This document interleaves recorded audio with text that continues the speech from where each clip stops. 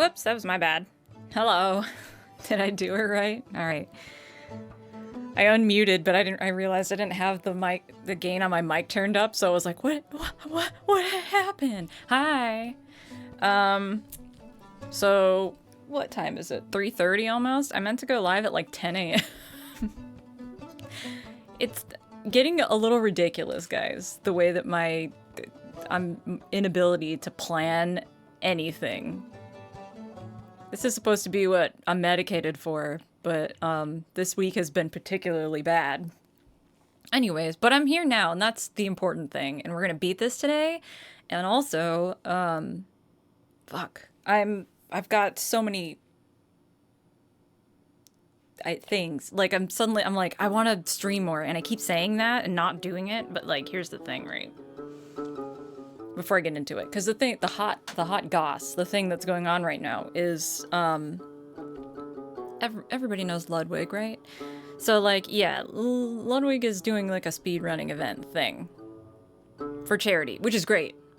I'm very much in support of that. I love the idea that such a big creator is like, let's do a big thing to like showcase speedrunning, which is cool, and then also do charity, you know, like GDQ, except it's Ludwig's audience. And maybe they don't know speedrunning, and that's awesome. And he put out this call to be like, you know, if you're a speedrunner, hit me up. And I guess today he announced like the people that he picked to do it with him, and like they're not really... There's a couple big names from the community. I saw Grand Pooh Bear in there. But like for the most part, they're not speedrunners, or like they're not, you know, they're mostly big content creators, you know. There's not a lot of diversity in that pool, so like people are understandably upset about this. I don't think it was something that Ludwig did on purpose. I think it was something that was like, you know, thinking about the numbers, you know, like these are big popular people with big audiences. We want to draw as much as possible for charity, which is good. You want more donors, but like, the optics, yikes. And that's the thing on its own, but then like people pointing it out being understandably like, hey, the speedrunning community is really big and diverse, and I'm not really seeing that here. What's going on? And the backlash that people are getting for that is a little infuriating, I'm not gonna lie. It's not coming from Ludwig, but it's coming from people who watch Ludwig.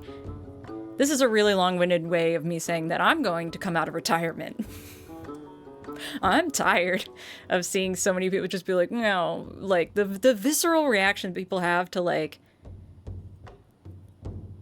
just women speedrunning or gaming.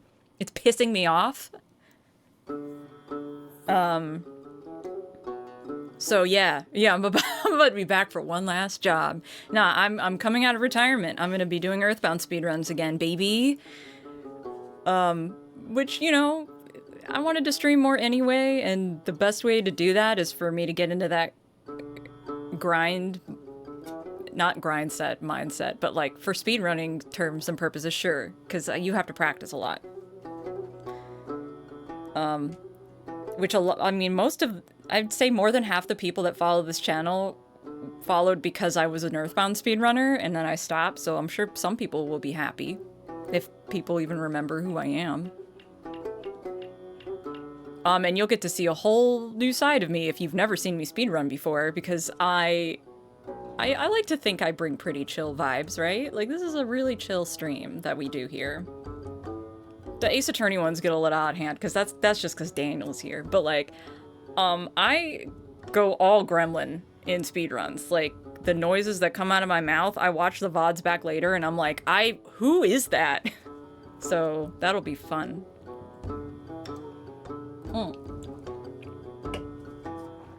Also, you're welcome for scheduling around your karaoke time. Oh yeah, and addressing the thing again. It's there. I'm not gonna go on about it, but just before I get started, I'm running a little behind on bills and stuff, so I have a thing there. You can do something with it, or you can ignore it, I don't care. Yeah, the Sonic Adventure 2! Yes, it's exactly like that.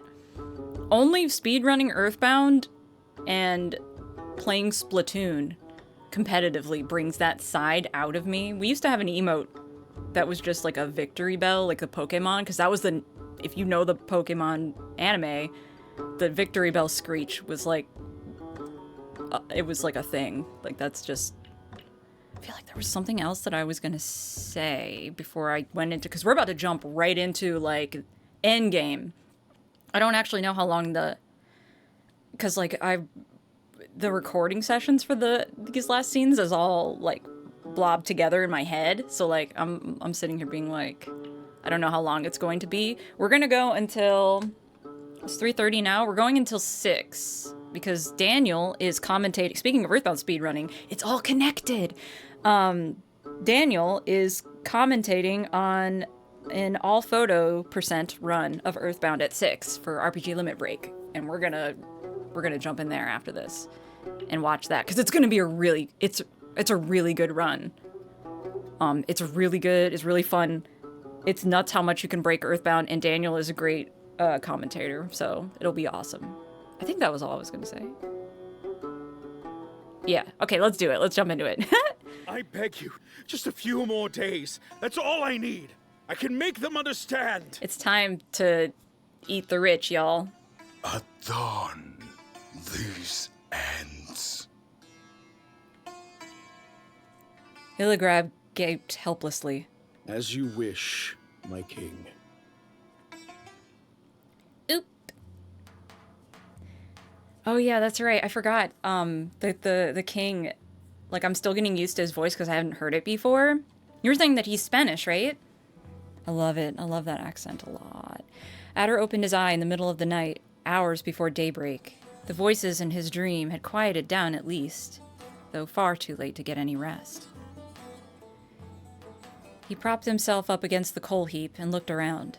His mouth felt dry, and his head light.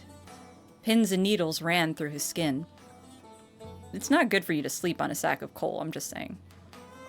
There was something off about this darkness. It had a different texture than the nights before. Where were the crickets? They had all fallen to the cold as the clouds started their march back into the city. Somewhere in the great garden of Aimai, locked away from the rest of the world, a sacred tree had just changed to its yellow dress. Bleak night was just about to start, and the change in seasons never failed to awaken old, unwanted memories. Tales of an unlucky farmer whose life was ruined beyond repair. Adder.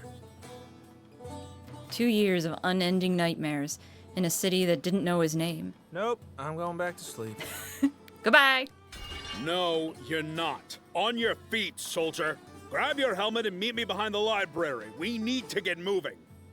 What? Wow, well, what? No, we're not. Moving where? What's going on? Illigrab fidgeted for a moment. The king has agreed to a parley on the matter of the Barhand Revolution. We won't have another chance like this. For real? Give me a moment. I'm gonna wake you. No. The spotlight is on you this time, boy. I want to say that Zhao would be better equipped to have this conversation, but also she's so small. I don't know how well that would go. I'd be interested in how that would go. Say what? No, that don't sound like you, Illigrab. You're always saying I don't gotta speak over people. You want me to just speak for him now? I'm a deer, in case you hadn't noticed. Mm-hmm. And so I have to bring you. The king will not meet with anyone but one of yours. Not without a sword to their necks. That's so fucked in so many ways. Right, so bring someone else who won't end up getting his head cut all the same. You think I wouldn't have done that if I could? There's no one else, Addison! Would you rather I bring Burbeth instead? Or would you have me bring Zhao to the court? It was perfectly easy to picture Zhao walking up to the king, a well of good intentions about to be bled dry. Exactly. I was like, oh, I mean, she's very, but I don't think it would go well. Lad, come on. I beg you. It's a very knightly situation, isn't it? Your one chance to spring forward and do what's right for the people you love. Isn't that what you wanted all along? And like in chapter 1, I would have been like, nah, Adder's not the guy for this either. But I'm living for how fucking fed up with everything he is this chapter. I'm living for it. You really think me being there is gonna change anything? It could change the world right now. Okay, I'm gonna accept. Because I'm sure refuse is a bad ending thing. I'm so interested in the different endings because I remember a bunch of them, but I don't remember, like, the lead up or, like, what I need to do to get them. Save like your life depended on it. Oh, fuck. Okay, hang on.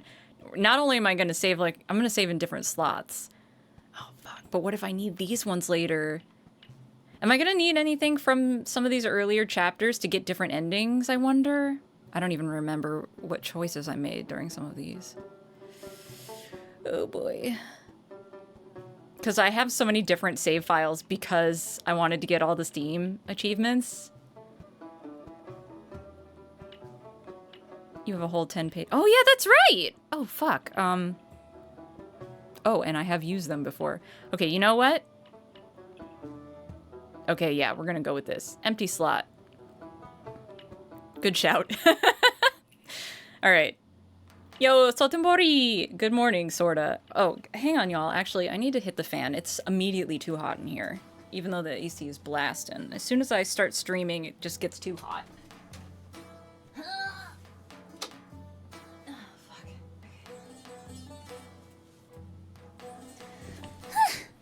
Okay, yeah. Ugh. Alright. Let's do this. I'm going in. You said that I got... I'm getting the good ending, right?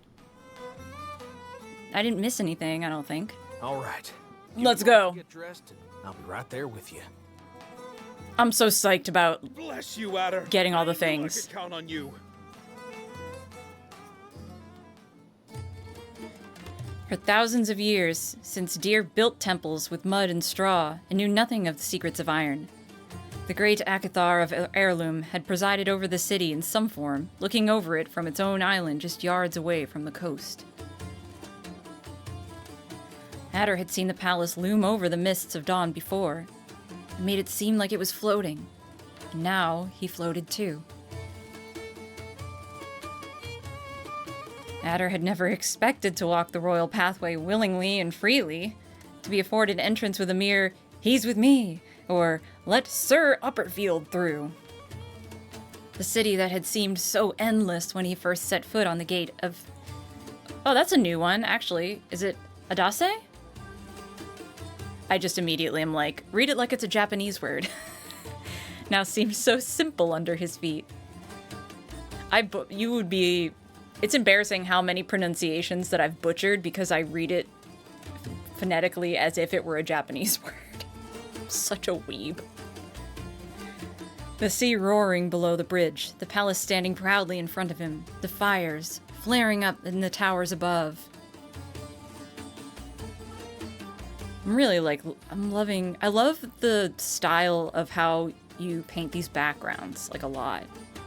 And, like, lately I've been really loving the stuff that you've been doing, like landscape stuff in, what is it? Is it Procreate? I don't know. Good shit. Adder would never forget this sight. It would never grow old. But then again, seeing the route they were taking, neither would he. I need you on your best behavior now. You're about to meet the king. Kneel when I kneel. Whatever I say, don't look at me. And for the love of Baitatse and all the gods, don't say a single word out of turn. Illigrab, do you have any... You know Adder. You know Adder. Like... Come on. Ooh, this is great especially, too. I just really love the way that... And I'm, like, gushing. I'm like, I just love the way that you work with colors. Coloring is a mystery to me. I can never seem to get... Like, that one animation that I put up recently was, like, my experimentation with, like, lighting and compositing and stuff, and it was really difficult to figure out. Flat colors I can do. When it comes to watercolors and blending, I'm dog shit. So, I just really love your use of coloring. I just headbutt the colors until they work. Well, then you have like a super knack for it, because there's just something about like your color choices and how they blend that it scratches my brain in the good way. Does that make sense? I don't know. I feel like was not worded well, but whatever. You know what I mean. I had her grasped at the hem of his coat as door after door was pushed open before him. Marble halls, colonnades of splendor, intricate carvings on every single wall, deeper and deeper through the marvels, until at last they arrived at their destination. Green. Green and yellow and red, and every color of flower and fruit Adder could name, roaming freely around a vibrant garden, perpetually kept in Donsoon inside. So like a glass garden, I wonder? Like a greenhouse scenario? They were led ahead by rivers at the sides of the room, joining together in the center as circular ponds surrounding the raised platform that crowned the room. 4 columns holding up the most important curtain in the entire world. And within it, a silhouette. It's a gorgeous throne room. Love it. My king. You perturb us yet again, Sith of Puntalos. There had better be a good reason. Yes, my king. I have brought a guest you may want to speak to. I also love that he uses the royal we and like plurals, and they're like capitalized. Love that. Want? Oh, we don't recall requesting anything of the sort. Do you presume to understand our own desires better than ourselves? No, my king. I am merely working according to my position. I am your humble peacemaker, and it is to further this peace that I bring another voice to you. Do you know how many people don't get that's a royal we? What? But it's capitalized. That's the dead giveaway, is the capitalization of our and we. That, you know what? I've played a lot of Katamari. I mean, like, I could be like, this is just like religious thing, because like, you know, in a lot of religious texts and stuff that does happen, but like, I play a lot of Katamari. I love Katamari, and you know, like the king of all cosmos does that, so that's how I learned it. So what you seek is to influence our decision, now that we made our intentions clear to you. How very arrogant of you, Illigrab. Arrogant. You bring nothing but shame upon your father's work. Love how they like savor every word. Love it. Katamari Isifik, yeah. No. Adder was sure that he'd heard a deep sniff from the other side of the curtain. Ah, dear. You know well that the oath to our patron compels us. Your mansitude betrays a cunning mind. And yet... Ugh, I love it. The gravel. Also, manusud is a new word for me. I mean, I can guess based off of context, but that word is a new one. Is this truly a deer? Yes, you must be. But your scent... You've meddled so brazenly with gods and curses and... him. Oh? Why does he smell like Omagepseb? Oh! We saw the gods fall upon him. About that. No, that's not all. How can it be? Scent? Ooh! We ripped his core with our own fangs, and we drank all the blood from his body. He cannot be in this world. That's a reference to Aina, right? Or am I not supposed to know that yet? I mean, at this point, I feel like you can make guesses and inferences, you know, based on of all the stuff. I don't remember if I ever asked you a lot of information about Isifik, or if there's stuff that we're gonna learn, because I'm so fascinated by them. Oh, is this dear Illigrab? Why does he smell of immortals? I'm afraid I don't know who you speak of, my king. But Addison is a good friend of Pertok and his daughter. Oh, yes. Our dear Despertok. We sense his misery upon you. That could explain it well. Poor Pertok. The king huffed, as if trying to get the smell out of his nose. We are the company we keep indeed. What an interesting creature you have brought to us. And he hasn't even opened his mouth yet. High King Isifik's silhouette shifted slightly behind the curtain. Law is our word, and our word is law. As we have spoken, it shall be done. But we remain curious. Let this strange deer come closer. We shall hear his words before we have both your heads cut for such insolence. Fun fact, Enrique has an extremely clear accent, but the one word he struggled with is wood. He kept saying it as good. And we settled for wood. Yeah, I mean, that's actually, I mean, depending on where you are, it's different in the UK, but depending on where you are in the States, a lot of our accents would just say wood in that way anyway. I think that's how I say it. I don't know. I listen back on myself and I just go, huh? Why do I say that word that way? You know, especially right now because I'm doing accent training right now. But, you know, so like I have to do a lot of self-analysis on how my natural speech is. That's interesting though. Fuck, there was something I was gonna ask you and then I got distracted. Fuck, goddamn it. It was probably a question about Isifik in general. Oh, yeah, I was like, I don't know if the game is going to, if we're going to get into this right now or not, but is Isifik a beast? I don't, like a beast posing as a deer? I don't remember. I don't remember if it's been established or if I know. Give it a minute. Okay, good. Okay. I was like, maybe it's also something that went into the encyclopedia because they are mentioned in the encyclopedia, but it's been a minute since I've read it. Adder made to turn his head towards Illigrab before immediately realizing that was forbidden. He heard Illigrab's leaves, so? Fuck, as the tree man nodded. He rustled. A little bit. Words. The young deer walked, one foot after another, towards the king. And though any peasant would have been overwhelmed walking towards someone with this much power, this was an entirely different matter. Isifik wasn't just a king. He was a savior to all Icane, a religious figure in his own. The beast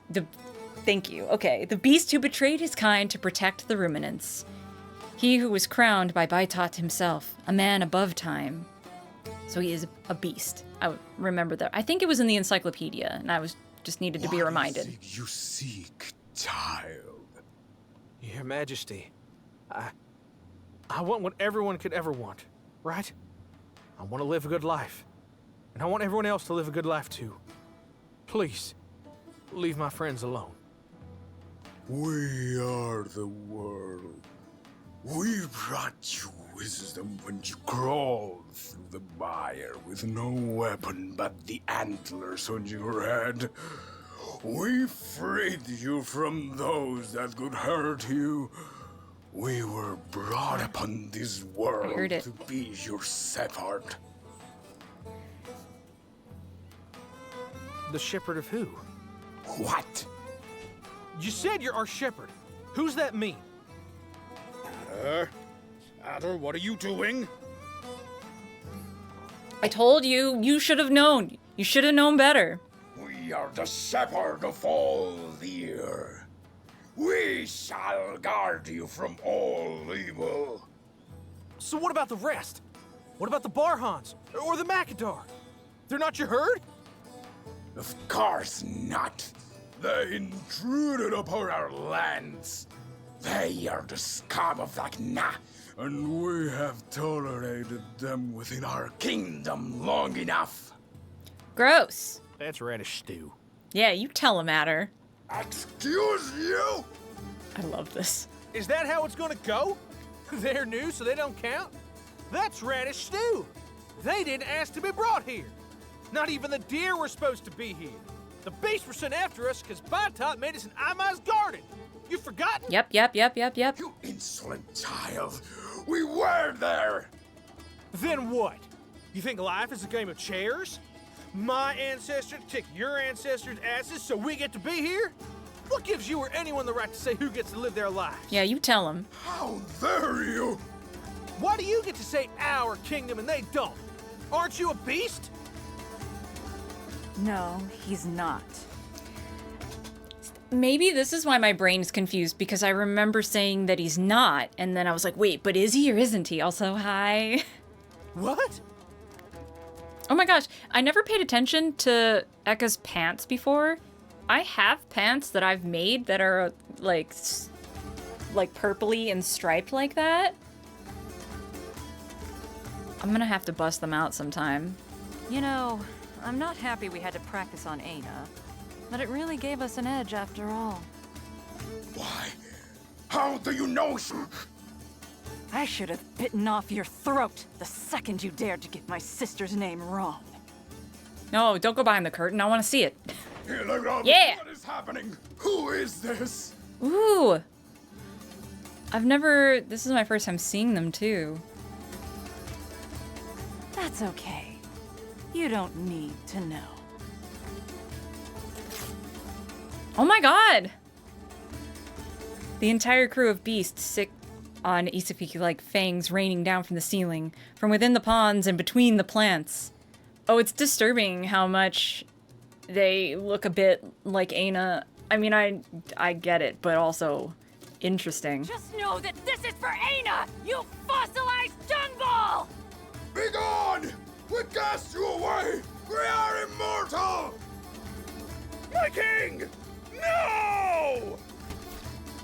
Girl, bye. Oh man, I've been a child of winter for far too long. I was like, I want to see it. Give me the gore. I knew it wouldn't happen, but the king's head rolled down the stairs to the platform like a heavy rock, leaving a trail of old blood behind. Ew. Stinky. Ekka's teeth turned to Adder next. There didn't seem to be a hint of sanity within her eyes. Ekka leapt towards Adder, running on 4 legs and dripping blood all over her lips.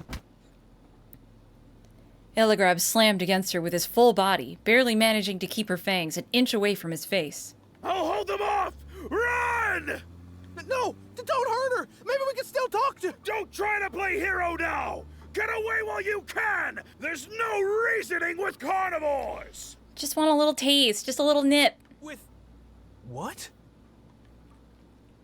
Adder stopped running. He turned around and looked at the scene in front of him. Adder? What are you doing? Run, you fool! They'll... You're the bear man. And as usual, Adder is the last one to the party. If you'd not gotten the requirements, Adder would have just died there. Oh, shit. Oop, jig's up. Oh, she's back. The wolf dropped down from Illigrab's hand to a side that would have blown a whole building away. She'll huff and she'll puff and she'll blow your house down. Would it kill you to wait to do things as you're told just once, Ekka? No. Ekka shrugged with a nonchalance that colored everything she did. Hey, I thought he knew from the beginning. I wasn't sure if that was classified information. It was really obvious. Well, I mean, I already knew that, but even if I didn't, I obsessively pick things apart, so by chapter 2, I would have known, even if I wasn't in the know. It was. Illigrab squinted the tiny golden drops he had for eyes into something vaguely resembling a forced smile. Let me guess. I slipped and said carnivore again. Fancy word, isn't it? I always thought that beast sounded really derogatory. Not the kind of thing you'd say to a friend's face, though this one insists on calling me a bear. We haven't seen any bears, so who's to say that she's wrong? Can y'all please cut the crap now? The king is dead! What's gonna happen to the folks in the temple? That'll depend on what you want to do with that information, pup. Then again, what could you even do? Who could you possibly tell? Adder bit the inside of his cheek. Who indeed? I'm sorry, Adder. There are bigger things than you. Bigger things than them happening. Something so big, mortal lives look very little in comparison. But you're a smart lad. You already knew that, didn't you? Flattery ain't gonna get you nowhere with me. What's the big idea? I'm sorry, didn't I make myself clear enough? I said it's bigger than a mortal's life. That includes yours, last time I checked. My wife and I saw you across the bar vibes. Yeah. Come on, don't be mean to Bones. He's cool. I'm sure he'll understand. What would you say if I asked you to serve a new country, Adder? You brought Beast to put Sepp in the throne? Goodness, no. I've known Little Miss Egos and she spoke like this. Paul was a gem, but she raised a clod. That was adorable.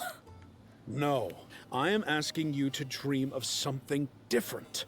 I want you to imagine a land with no kings or queens. A world where we are all truly equal. Wouldn't that be nice? Where nobles can't do whatever they want? Think bigger yet.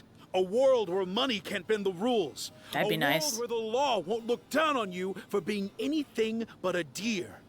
A world where nice. you are free to be a person, not just a list of traits. That'd be so nice. I'd say that sounds like a whole load of nothing, Illigrab. How are you gonna achieve that? It's back to basics, of course. We will eat the rich. That one of them so- forces? No, literally. Not a what? Adder, I want to properly so on board. introduce you to our old and new compatriots.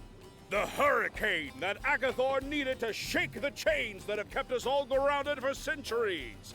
The children of Imai, carnivores. Can we get some of these, like, in real life now? Right now? You're some type of beast too, then? No! How many times are we gonna go over this? I am a tree deer man. I'm literally a fur. Hey, I'm not judging. You say you're a tree deer man. I support you living your best life. Illigrab sighed. He then assumed a more royal stance. The storm will not be stopped. You can sail with us, or you can drown. You really mean to threaten me into joining y'all, Illigrab? All the stuff you've been saying lately. It don't sound like you at all. Oh, Adder. I thought you were one of the good guys. Adder. This has been Illigrab the whole time, Adder. What would you know about good and bad, Adder? And who are you to decide who is and who isn't? That's exactly the same as what the king was doing. You're still just a fawn deep down. A tiny, naive sprout to 104 years of age. I have traveled the world, and I have had quite some time to think about all that I saw. I truly love you all from the bottom of my wooden, sappy heart. I have strived my whole life to become a better me with each passing day. But what I get in exchange is a kingdom where those who aren't deer are treated as less than shrubs. Loved the delivery on that. That was awesome. You let your horns speak for you, and yet you laugh at those who won't fit your perception of who should have them. You abuse them. You feel the need to put them in their place. To be thankful for their precarious situation. I also just want to give them their flowers, too, for, like, because of, I know that this actor is Illigrab and Partok, and getting to that rage and anger it would be so easy for someone with less experience to have the characters blend, and that doesn't happen, and that's awesome. Just put that out there. I haven't dared sire a child after seeing Rose stepping on poor helpless sprouts far to the south and even eating them to the west. I don't wish any harm upon you personally. I've tried my best to keep you safe and walking a path of righteousness. But if letting you live means letting the kingdom suffer, then the world will have to do with one less deer. Say you kill me. Then what, huh? You know this won't solve a thing. You think they're gonna believe for 1 second that a bunch of beasts killed the king? No! They're gonna blame the Barhans. That's just gonna make them suffer more. Actually, that's a good point, Adder. Yo, Zanuck, what's up? Yeah, the Firm Manifesto. The thing is that, like, I'm 100% on board with what is going on paper, because it's like, the problem is that there are always going to be people who have no issue trampling over people in order to gain power. And I just don't know what to do about that. All the folks in the temple never had a chance to say they agreed with your idea. And after talking so high and mighty about getting stepped on by all the people in power, you really gonna sacrifice them too to some higher good? Ilagrab, good ideas, precarious executions, buntalos. Yeah, it's very, is Machiavellian the right term? It's very, like, ends justifying the means, but, like, it's like, willing to do some pretty intense shit for what they perceive as the greater good. Which, like, I get, and, like, the sentiment behind it, I'm also behind it. Y'all know me. I'm real fucking far left. Like, I'm essentially like a dirty commie. So, like, I'm all about this kind of shit. I'm all about equality and like true fucking equality.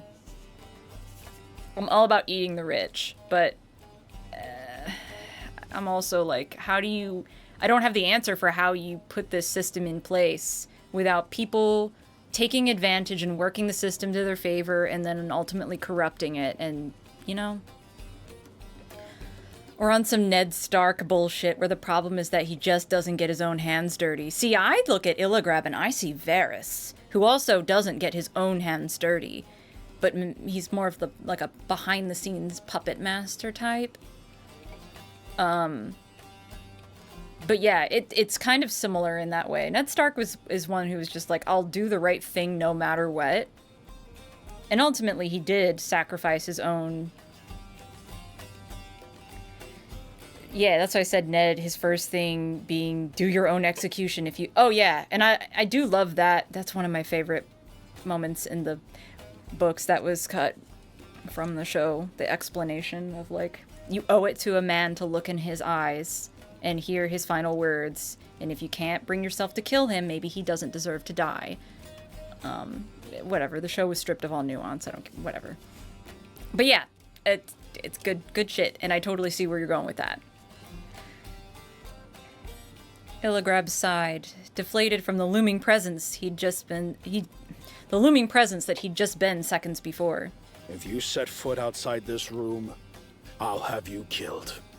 What will it be then? Oh, look at that face. That's good. He just doesn't want to do it. A strange numbness crawled up Adder's neck. He could barely feel his face or his arms.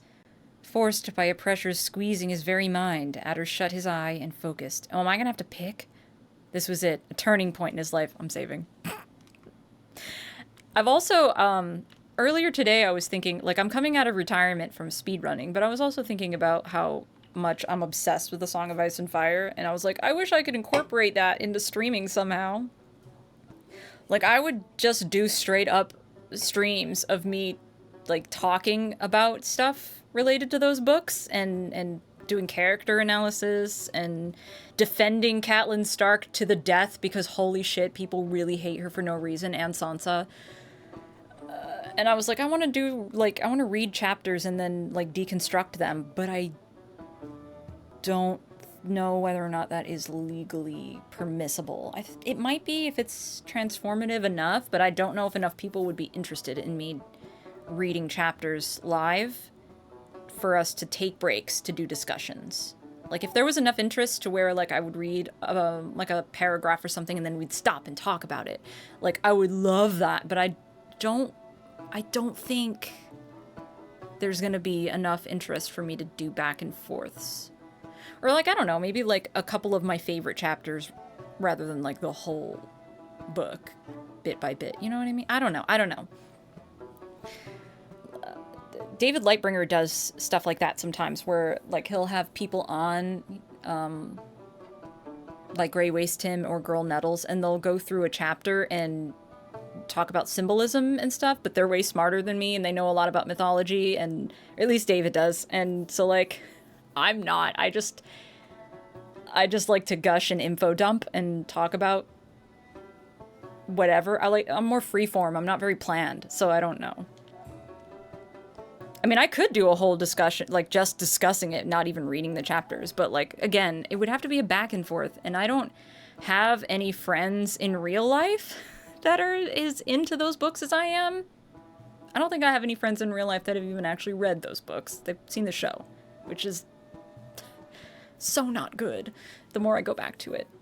And I don't, you know, that's never been what our stream has been about, so I really don't think there's interest there either. So I don't know. I'm just gonna keep uploading, like, little bits and pieces of things, of chapters that I read on my SoundCloud and YouTube channel, and no one will look at them, and I'll just live like that, I guess. Anyway. I really like A Song of Ice and Fire. I don't know if you guys know this about me. Okay. Oh, fuck. Oh, no. Oh, fuck. I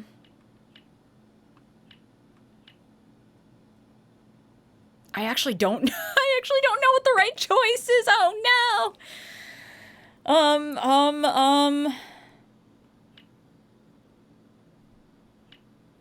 I want to, because, like, if Blame Me would make me, like, infamous, that would be cool. I don't know what I'll Prove You Wrong would lead to. Because it's like, you know, I want to brag and be like, I'm the best of all time for, like, getting all the choices correct to get to, like, the good ending, quote unquote. But, like, I feel like I am vaguely informed because I'm vaguely familiar with the script beforehand, but I don't remember this at all, so. Alright, I guess I'm busting out the fucking D20. That's cheating. Well, apparently my memory is not as good as I thought, because there's a lot of shit that I've gone through in here, and I was like, I swear I read this script when I was sent to me, but I don't remember this. But yeah, hang on. We're gonna roll the die. Throw the bones. God damn it. That was, like, right in the middle. Got a 10. 12. Blame me. I just saved, so. Y'all need a way to show that the deer were in on this, right? That we want to change too. If anyone's gonna deal with our problems, that's us. So leave me here and blame me then.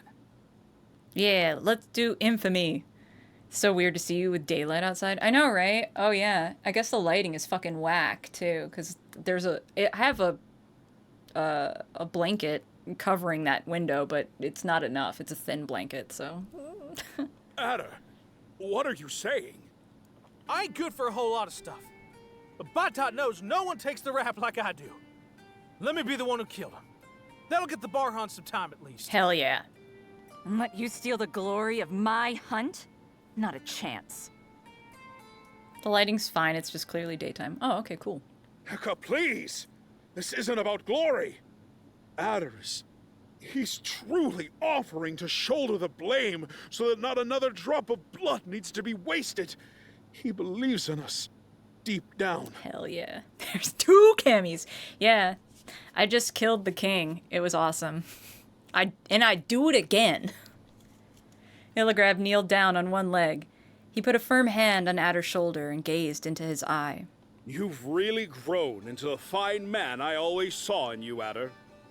But I won't look away while you lay your life to waste. Twice.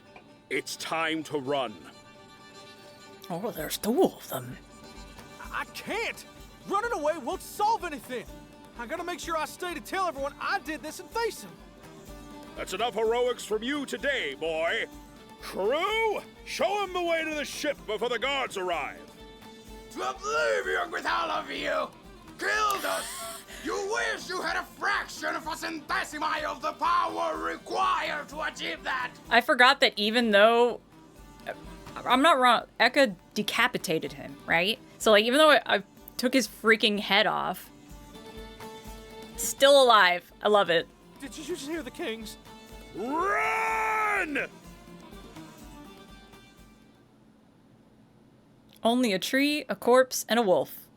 Sounds like the setup to a joke. Remained in the scene. Eka huffed into the king's head. You're a complete slime ball. You know that? What? I didn't do anything. He came to the right conclusion on his own. Eka didn't add anything else.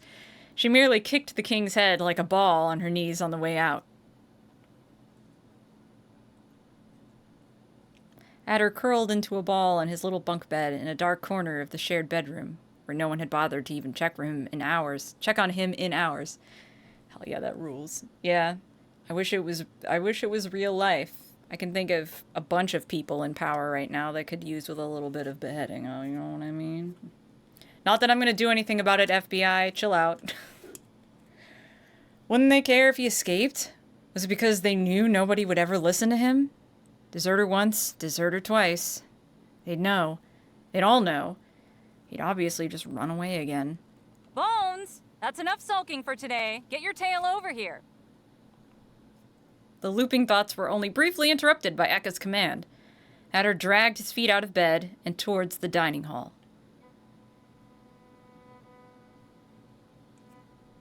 Yo, Jonas, what's up? Some of the plot twists of this game left me with lingering questions, but it's the kind of story where I don't actually want to have every question answered definitively. Yes! That's what I love about stories like this. I keep running it back to Song of Ice and Fire, and I don't mean to. It's just that I have a hyperfixation with A Song of Ice and Fire. But, and, you know, like, I can always, like, connect certain thematic things or whatever the fuck. But it's like, I love stuff that's, I love it when things are kind of, like, left a little unsolved, ambiguous. Like, you're not really supposed to know. Like, mysteries, you know?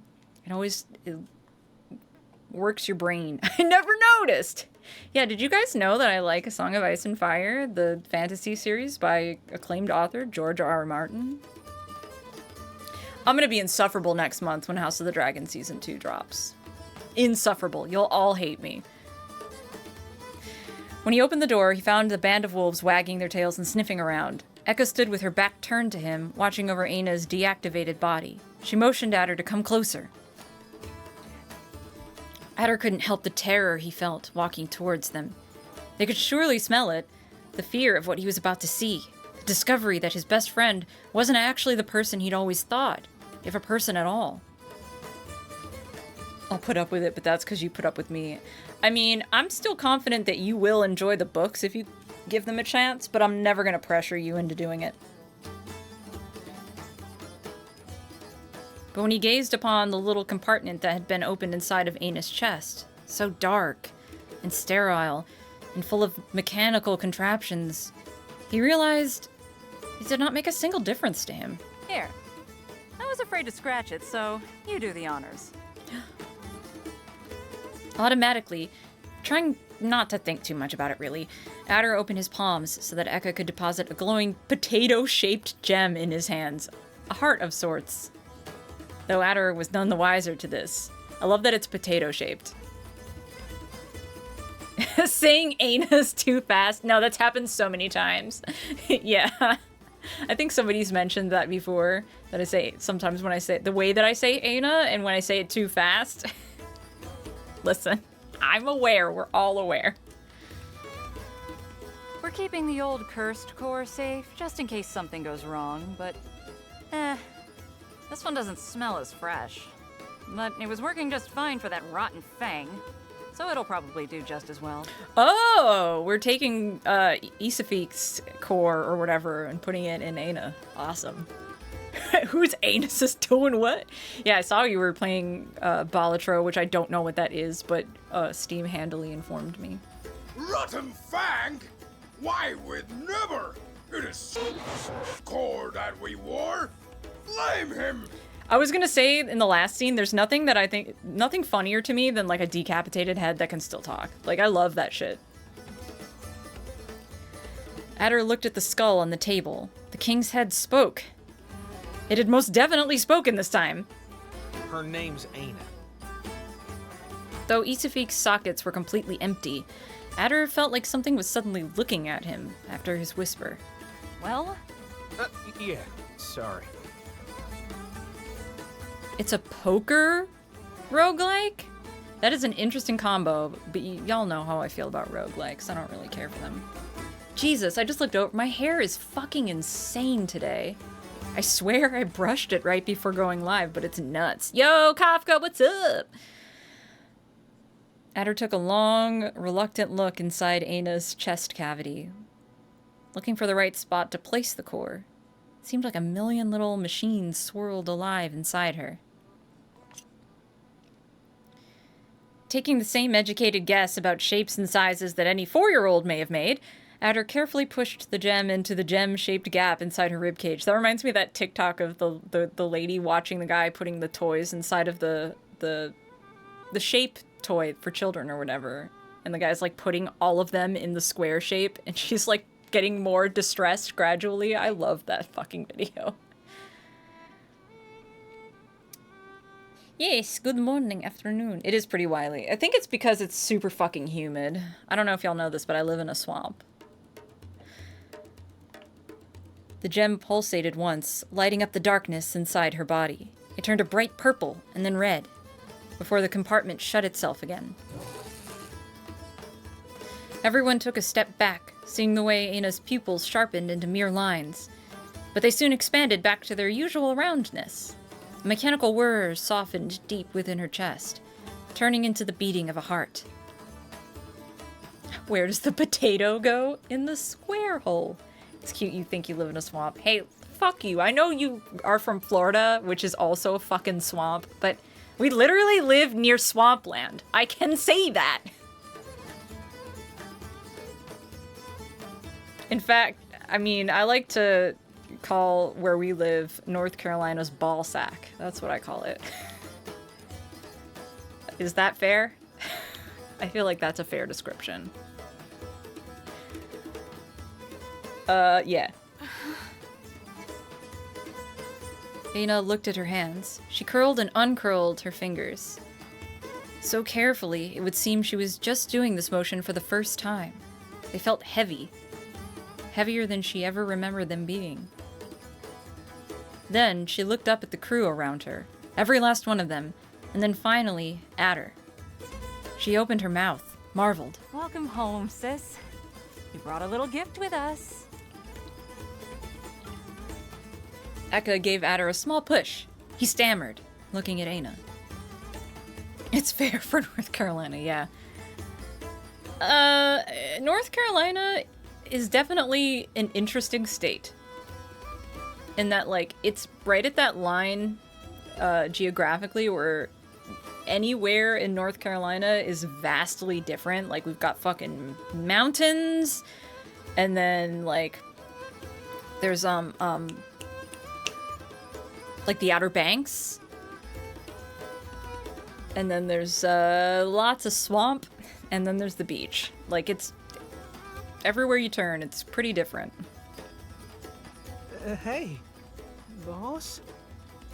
I don't know if I suggest living here, though. Aina absolutely slammed against him against the ground in an impromptu flying hug that would have probably spelled the end of Adder's life in any other situation. They laughed and laughed, earning the accompaniment of the crew. Oh, that's so fucking wholesome. So is she going to talk now, or? Ah! Okay, I get it. She's mute. Is this a direct jab at the people that were very confused about the gaze reader scenes? Because people were really like, oh, she can talk! And it's like, no, she's mute. She's always been mute. Yeah, you know what? Charlotte is okay. Like, Charlotte's alright. Asheville is okay too. That's about it. The celebrations wouldn't last long, alas. Ana's eyes started closing again. She started signing something before Adder had the chance to freak out, but she didn't have time to finish. She eepy. Everyone watched in awe as she fell asleep. I'd never seen her do that. I was like, I live with Sid. It's like a normal thing. He can pass out at the drop of a hat. That Pertuck! Only he could spend 400 years charging a broken energy supply while hiding himself from us! Plus the hours we have wasted gathering sunlight for this. What the dog doing? What the dog doing? I forgot that I had those because no one has used them. And I got so excited. I thought it was coming from the game, but I loved that fucking clip so much. I was just very happy to hear it. Adder looked around. Nobody else seemed to hear the old voice screaming at him. Oh wait, can only Adder hear it? Evidently, it is your fault. Oh, that's cool. We're trapped now. Return the core to us. Release thy king, or we shall hound you until the end of time. Return the slab. To Isafik, this was surely a threat of the highest degree. To Adder, it was just another old guy screaming at him in a sea of hurtful voices in his head. He's been with Pertok a long time, you don't understand. He was plenty used to ignoring both of those. I understand this is supposed to be like a thing of him like in his inner monologue, but like also Pertok. Now that we've fixed Ana, it's time to go back and fight, right? No. The whole city is on alert now, and I'm not about to let Ana break down in the middle of battle. It'd be suicide. I bet he can see him through his magic-y gaze reading powers. Oh yeah, that's a thing too. My mind was just like, oh, it's just like a curse or something. But yeah, that could also be it. I mean, I don't know. But I promised! I told my friends I'd be there. I can't trust Illigrab with fixing any of this. I gotta go back and help him. I think it's because my brain is like, it's funny to think about him just being haunted by Isafik forever and just being annoyed. Like, not scared, not threatened, just being like, God, shut up. Like, in my brain, I was like, the potential for comedy. It's endless. No answer. Eka scratched at the back of her ears before finally crouching down to look at her in the eye. The mission is over, puppy. We're leaving. No! What? Come on. You can't get now. You didn't tell Mr. Pertok, right? Hey, he's gonna be real worried. Hey, what about my friends? You said you'd help clear a path out. You don't need to come. Just send me a few wolves. That'd be enough to... Bones, it's over. My father and all the rest? I'm sure they'll figure something out. You don't need to be the center of everything, okay? Where are you headed next, then? Home. The living ship crawled slowly through the sewers, but once it was out, it surfed the sea like it was barely grazing the waves. How strange. Adder had never been on a ruminant boat before, but he felt like the lull of the oars batting against the water couldn't be too different to the shifting of tentacles under the conch. The wolves slept in the far side of the room, all partied out by the time the sun broke. The distant waves, the unnervingly close snores, and the sound of his own heart were the only company Adder had left. Is this the pirate ending? Did I get the pirate ending? Or is this... I don't know. I don't remember. I just remember there's a pirate ending. I can't believe I left him. Just like that. I'm Rain again. I know they'll be all right without me, but... Adder moved a finger over his burns. I got the pirate ending! Let's go! It's not the ending that I was aiming for, but I'm excited nonetheless. Let's go! I was just talking about this like earlier because I was like, I know there's a pirate ending, but I don't remember how to get it. Oh, I'm so excited. Because the one thing I remember is reading it and being like, that's fucking rad. Oh, that sucks that we just kind of left Sep, though. Damn it. Adder moved a finger over his burns. But what? He'd remember, right? Just like Eka said, he'd always have the memories of Sep, at least. That was surely more than he deserved. His mind wandered back to Zhao and Burbeth and all of the congregation. Would they be all right? Would everyone make it out of the city alive? Yeah, we kind of just left them. Part of the ship, part of the As if sensing his turmoil deep within her sleep, Aina carefully put a hand on top of his. She smiled in her sleep. The soft sway of the waves soon carried Adder into the realm of dreams, hidden under the perpetual night of the wolves' den. Wow, you fell asleep so soon? Aren't deer supposed to be awake during the day or something? What is that? What's a sleep schedule? Adder opened his eye, and soon his mouth followed, horrified at the sight of 2 yellow glows in the dark. A clawed hand forced his snout shut immediately. Shh. I'm not here to hurt you, Bones. Be quiet, okay? We don't want a startled pack biting around in the dark. Eka removed her hand from Adder's mouth. She took a finger to her lips and shushed him again before slithering out of the room. Adder tried his best to mimic the way the captain shuffled her padded toes, well aware that rough marble and hooves were not a combination that lent itself to stealth.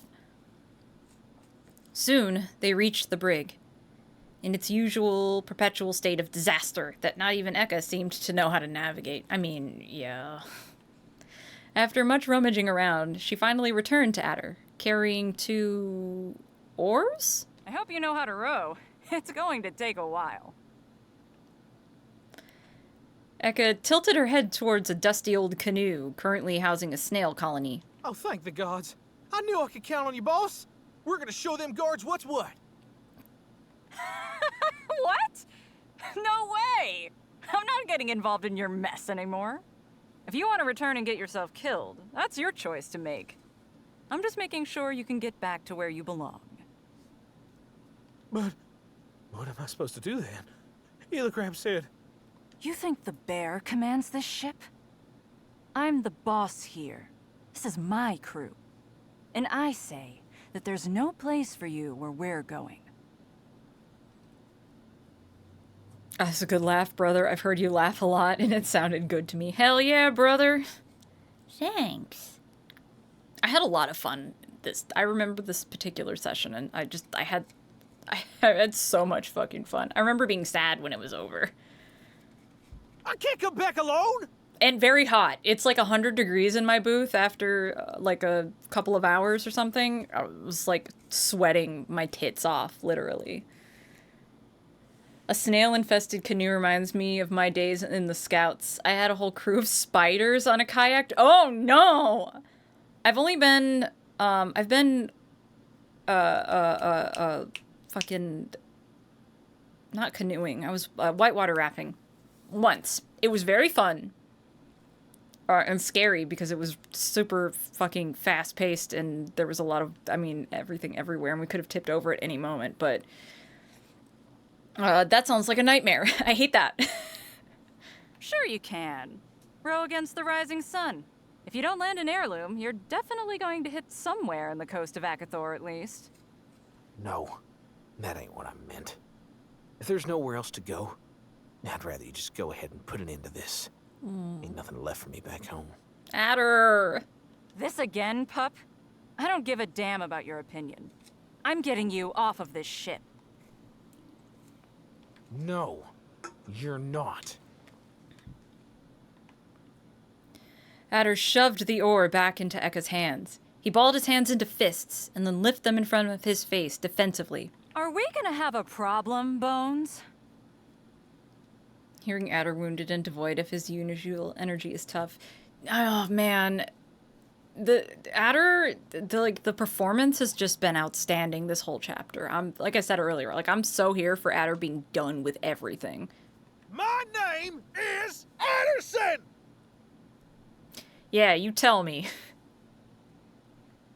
It's a wonder they didn't manage to wake the entire crew up that morning. Oh yeah, I forgot that they fought. I forgot that they got into a fight, like a literal actual fight.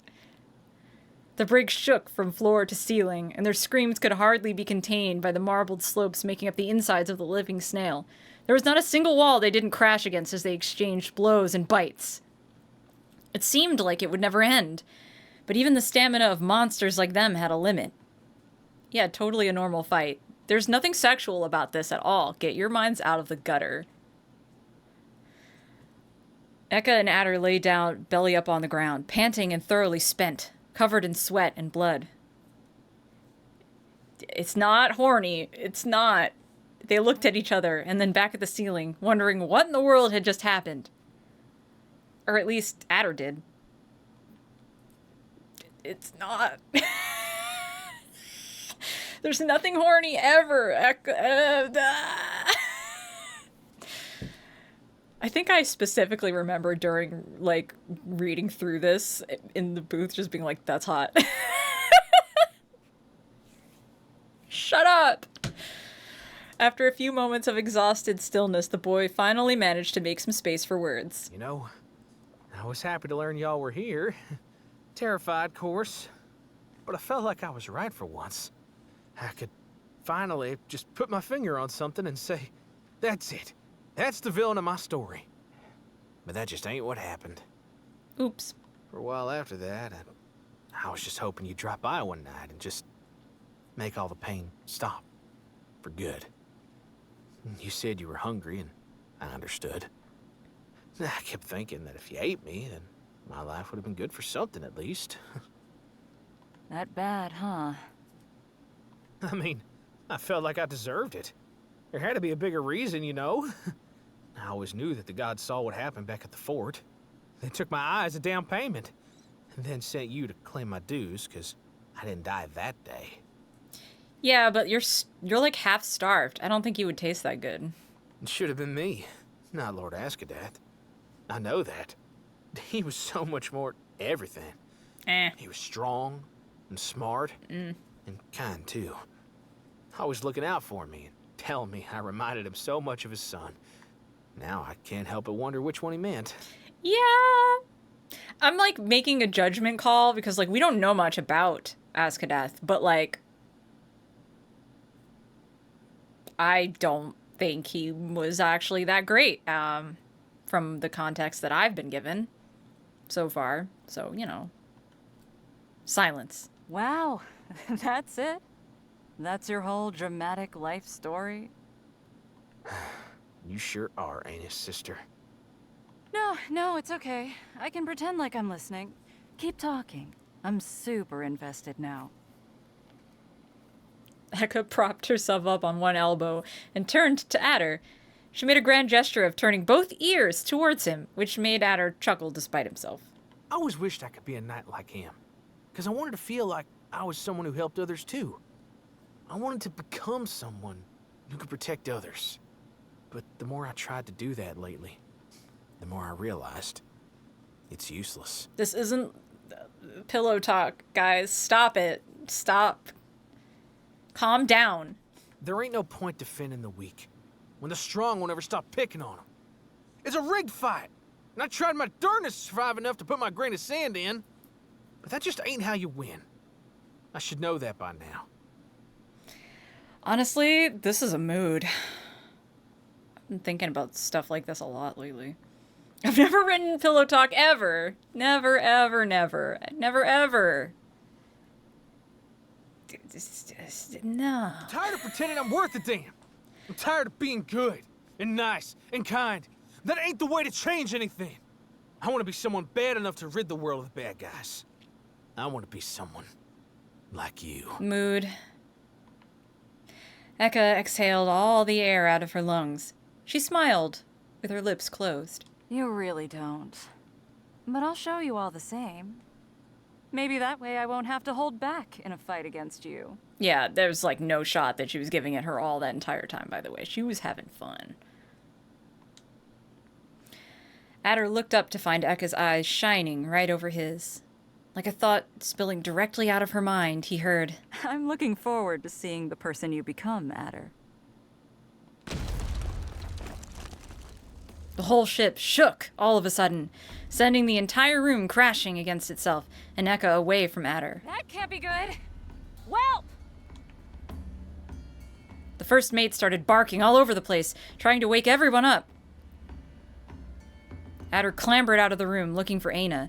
She still slept placidly in her hammock. I love Whelp. Whoa, what the Bones! Bones, come look! It took everything in me not to just be like, what the fuck? I really wanted to.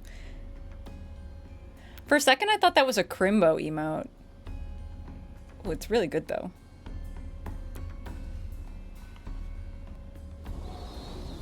Let Eka say fuck. He rushed to heed the call coming from outside. There, where a sea of green clouds and thunder awaited over the shell. What the hey is that? Oh yeah, this is the whole Sep thing. We forgot. You know what? You know what? Leaving Sep actually was a bad idea, considering... I mean, we left... First of all, we left Sep with Burbeth. Second of all, we left Sep. Oh, good. You see it too. I thought I was tripping for a moment. The sky cracked with fire and electricity. Somewhere in the distance, a small star rose over the horizon. Aina tossed and turned in her sleep, feeling an unfamiliar sense of oppressive discomfort deep where her heart should have been. Nothing to see here, move on. My personal rec is doing the other not great ending first too after this to build it up. Wait, which one is that? She put a hand to her chest. She could feel remnants of a foreign emotion, trying to spark awake, to spur her on to combat. But it wasn't happening. Nothing came over her. The sun would rise again. Yeah, it's Sep. A new Jasiv rises over Vasaxerat. The oath has been broken. No one asked you, Isafik. Going back and refusing Illigrab, basically. Oh, okay, I have the save file for that. Adder turned his face abruptly towards the old king's voice, and then back to the sky. Hey! Can you smell that? It's your friend! She's back! I love how excited Eka is. Like, oh, I'm not dead anymore! That's so exciting! What? They don't look like... No. No, what's going on? Like, back at the forge. I think I saved there too, right? Didn't I? I think I did. Oh, I hope I did. For just one moment, Adder knew that the star exploding in the sky was the work of two Sephi. For just one moment, Adder renounced the home he'd always yearned for. For just one moment, Adder wished he hadn't run away from her. A moment later, and he had always been Addersind of the Upper Field, the most infamous pirate in the entire world, cursed to never set foot in Akathor again if he valued his life. For he had slain his own liege in cold blood. The end. Oh, but this is not where the story ends. The knight's banishment is literally where the Song of the Upper Field begins. Yeah, this is the story of how he became Addersind of the Upper Field. You didn't have that. You spent all that time on a prologue? Lynn slams her face against the table. I can't believe you do this to me. I love Lynn. I can never get, like, there's a small group of people that don't like the fact that the story's told this way because they find it jarring when Lynn cuts in. I love Lynn. Lynn, I will kill for Lynn. I'll come for you. I'll fight you for Lynn. I love Lynn. Yes, you can. Come now, it's time to send you back home. Lynn hides her face between her arms. I have to strain my ears to hear the next part. I need a home to return to first. I figured. Her indistinct, angry mumbling sounds a little like the start of a sob. Lynn is my daughter forever. She's so precious, I love her. I would do anything for Lynn. Stay with me until I fall asleep. Why was that so fucking precious? Help. Yeah. Ugh. The hoarseness in their voice got me. Emotions. The moon sails low among the stars. I still have a little while left. It's been a lifetime since I last helped put a child to sleep. How many of those have you spent wandering around all on your own? I don't know. I told you, I don't do time. Same. I don't want to remember all the nimius minute confinements of erosion you fleshbags insist on keeping track of. That's I'm gonna use that. I'm taking that. really ironic, you know. I could take the easy route out and pretend I'm just here because you asked me to share the story. Of course. I am Omalin DP of Askedas, all-powerful Sephi. There you go. I can't believe you made me do this. Yes, you can. A short pause. Lynn slouches down on the table, but her eyes are still fixed on me. Hey, will you do something for me? What is it, little one? Will you keep the... Kid. Kid, go away. You ever hear about personal space, kid? Scram! I will throw you off this bridge if you don't move this instant. Don't think I can't tell what you're trying to do, you little fusty lugs. Get out of my face already! Shave my horns and call them tinder! I knew it! I knew it, I knew it, I knew it! You were telling the truth! How's that even possible? You'd have to be, like, so old! You really make me feel like it. Don't you have anything better to do today, kid? Parents to annoy to death, perhaps? Oh, don't you dare change the topic! You unreservedly, unquestionably, and unconditionally have to tell me the story if the one I know is so wrong! Do I now? Damn. And why would that be, pray tell? Pshaw! To think you were acting so high and mighty just one moment ago! You call yourself an expert on the night, and yet you fail to see the answer to such obviousness? A joke is what you are! Oh, fuck. Thanks for the big drink. I do need to remember to be hydrated. I have a staff, and it'll hurt when I hit you with it. It is fate itself that has brought you to me, O Wanderer! For I am, on my own life, I swear, a direct descendant of the Knight from the Tale! Sure you are. Wait, don't go! I'm not lying, see? Look at this beautiful blue fabric! 100% certified linen carefully passed down for generations! Part of his cape! It truly is 100% certified. I don't care. Bye. Look, it's so old! I love sassy, deluded kid.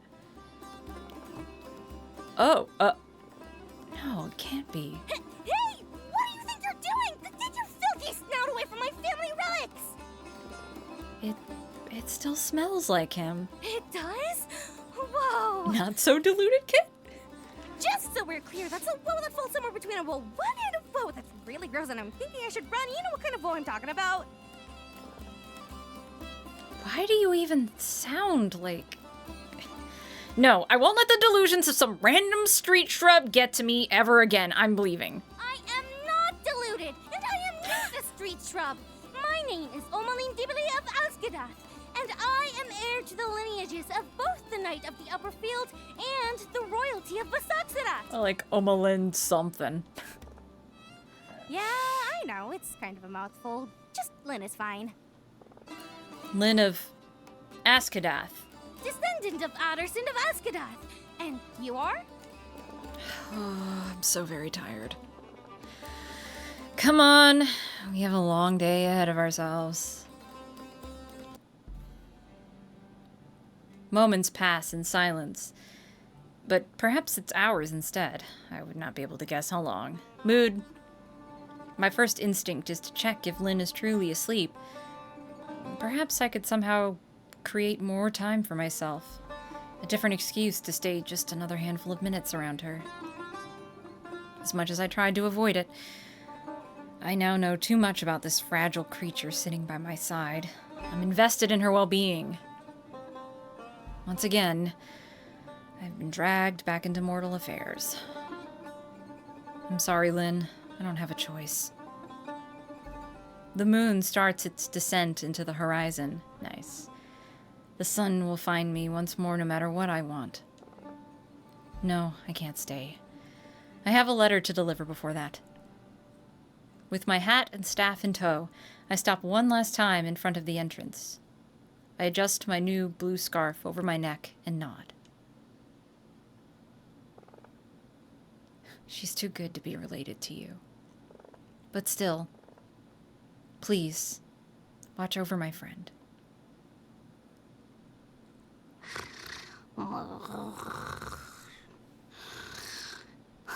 She's so precious. The night ends, whether we want it to or not, and the sun rises. This is the inescapable order of life. The light finds us, sometimes as a gentle caress, and sometimes blasting us right in the face. Oh, curtains, curtains. What? Where am I? Show your faces, fiends! A lonely child in an unfamiliar crypt. Nothing remained of the night but a cramped hand, a carefully bound book, and a trail of sleepy slobber connecting said child to the table.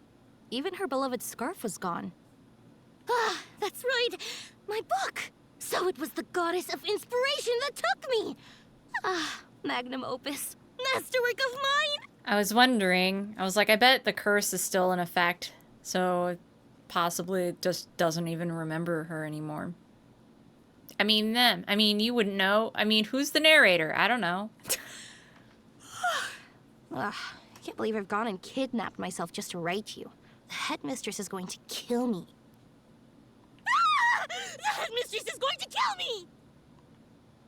Picture a young gazelle, running through the back alleys of Slander District, jumping through empty lots, run-down houses, and little stone benches.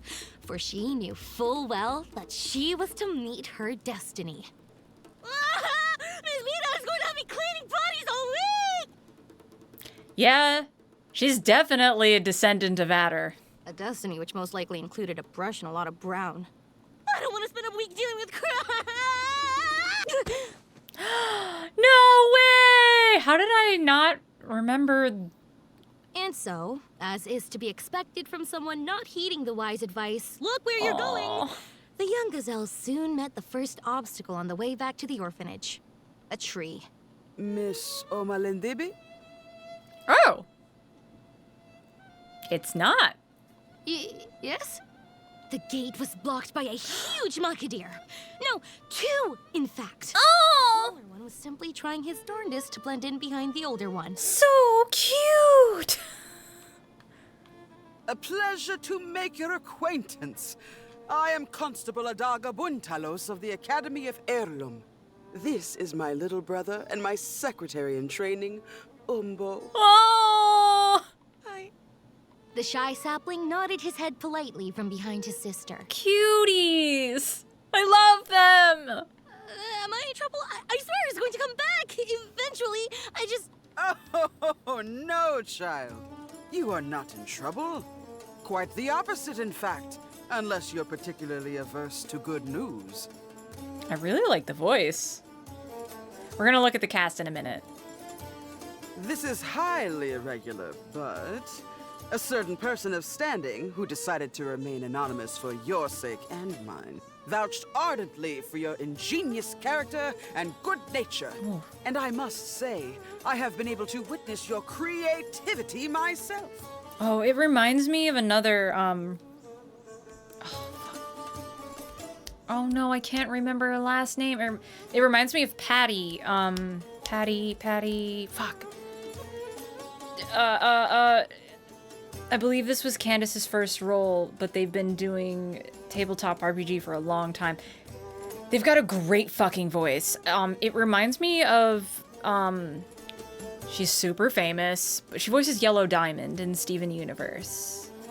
It's that deep, like, authoritarian type, like, oh, it's so good. I can't remember last name, Patty something. She's fantastic. But yeah, excellent, love it. The young child nearly ran for it when Adarga pointed her head towards a series of graffiti, boldly decorating the wall that led to the orphanage. That wasn't me. Really? Then I guess perhaps we ought to find the artist behind such works to inform them that they have been made recipient of the Burbeth Grant for the literary advancement of the youth. Oh, Burbeth. I'm sorry, the what? Umbo, would you be so kind? You are formally invited to join the Academy of Heirloom for the pursuit of the higher education of your choice. Oh. Free of charge, should you choose to accept to benefit from this grant.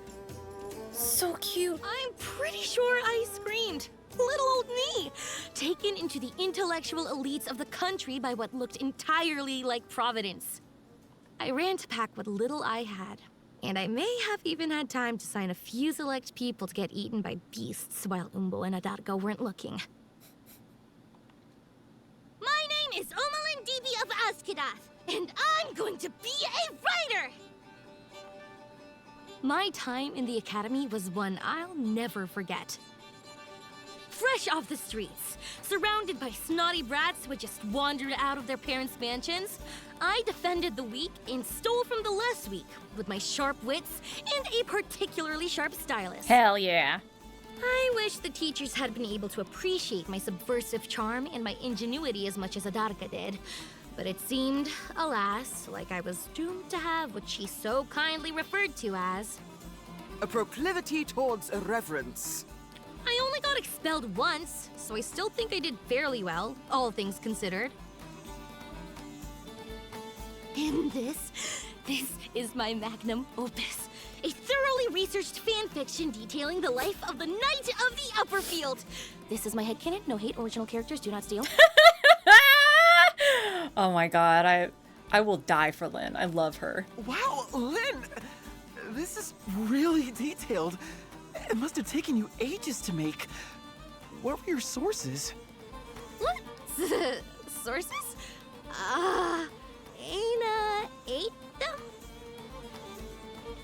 I Life mean, and Misadventures of the Inventive Knight of the Upperfield, nor the Hayseed Knight, was soon being published and sung countrywide as a little gem of a parody. Almost no one asked for my head. I should have been happy, right? But no, I didn't make it up. I swear I had a source. It's... oops. The more I thought about it, the less sense any of it made. My mind wandered back to that night I spent writing as if possessed. The fever dream that made this happen so many times over the years. But I found no answer inside my own memories. I don't Ooh. know.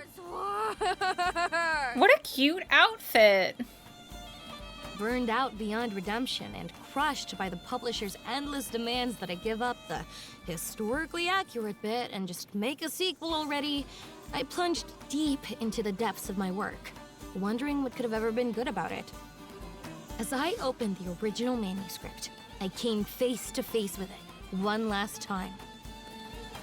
The owner of my words, mocking me. The silhouette with the hat and the staff. Oh, she doodled them. All my headaches. The last reminder of that fateful night 7 years before.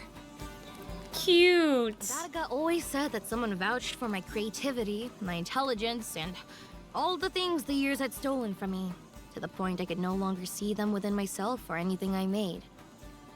There was someone else with me that night. There definitely was. Come on, you have access to your sister's documents, right?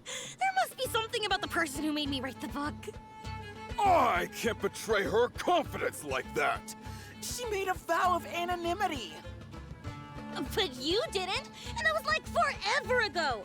I bet the contract or the oath or whatever it was has expired already. Come on, I'm not going to do anything reckless, I promise. I'm trying to remember, is it the middle click that can... Yeah, I just wanted to see the whole outfit. It's so cute. Oh my god, look at you and your little fucking hand. I love it. Wow.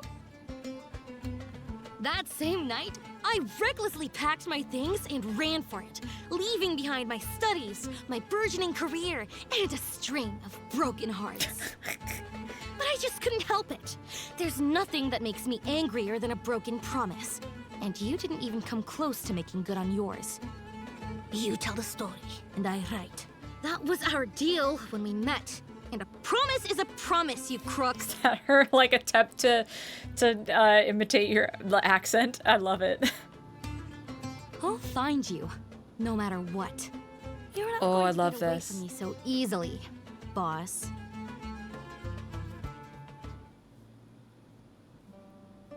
Love the parallel. Love it. Oh, hey, and we get to look at the fucking credits now. Yay! Angel did her darndest. So fucking precious. I love Angel. Okay, so this is probably gonna actually go by too fast for me. Yippee! Oh my god, that made me so happy. I forgot. I guess I just fucking loaded that thing up with sounds that make me get happy inside. Because nothing makes me happier than the yippee! Even though I don't play Lethal Company. I would play Lethal Company, but I have no friends. But yeah, fucking... Oh, it was... Oh, Umbo was Belle! Oh my god! I was wondering. I love that, like, over time since I've come back into voiceover, like, I've kind of, like, connected with a bunch of people. So now whenever they're around and, like, in things, I'm like, oh, I know you! Hey! I, like, go into so many projects now, and I'm like, familiar faces! It's, like, the best thing ever. When I first started doing voiceover back in 2007 or 2008, I had a couple friends, like Sean and Justin and stuff, but it was like I didn't make any super close long-term connections, and it was a bit lonely. But now, like, I feel so much more connected with people. We can start it, boy. Pirate time! Pirate time! Yo, what's up, RBM? Do you ever pretend you're British and eat a ton of beans? No, because I don't like beans. I am currently studying my RP accent. It's not very good yet, but I'm studying it. I actually would really... That's the thing about, especially about making friends, is I would love... I want more, like, more. I want more. I want more community. Like, I would love to do an exchange thing. Like, I wish that I was close enough with another voice actor that was from the UK, so we could, like, I could coach you or, like, give you pointers on, like, an American accent, and you could give me pointers and vice versa. I mean, I know that's what coaches are for, but I'm trying to raise a measly $100. I'm broke. I can't do shit like that. I would love to, and I eventually, when I have a more stable income, I will do more learning in that way. Like, people deserve to be paid for that, but I can't do that right now. And I don't, like, reach out to Jet. Oh, yeah! Good shout. I guess I could... Maybe. I always feel so awkward, too, because I don't know Jet that well, and I feel... No one wants to be that guy, you know? The guy that's like, hey, you can do a thing for me. Like, I don't... it feels weird, and I don't like it. But it would be cooler if we had, like, a big community where, like, people could connect and be like, I'm from Ireland, I'm from Spain, I'm from the UK, I'm from North Carolina. Like, I can give you pointers on things and, like, an exchange of information. I'm all about, like, the rising tide lifts all ships. Like, I'm all about, like, a community of, like, mutual exchanging of information thing, you know? Yeah, that's the thing, too, is, like, I've worked with, I'm gonna continue this also, I'm getting sidetracked, but, like, I tell them Maxie sent you, okay, it'll still be real awkward, but I'm gonna do it for the sake of, because it's something I'm really passionate about. I've been doing a lot of studying on, I'm trying to focus squarely on RP, first, so I don't get overwhelmed with accent studies, but it's something I've wanted to do a long time. It'll be awkward, but I'll do it.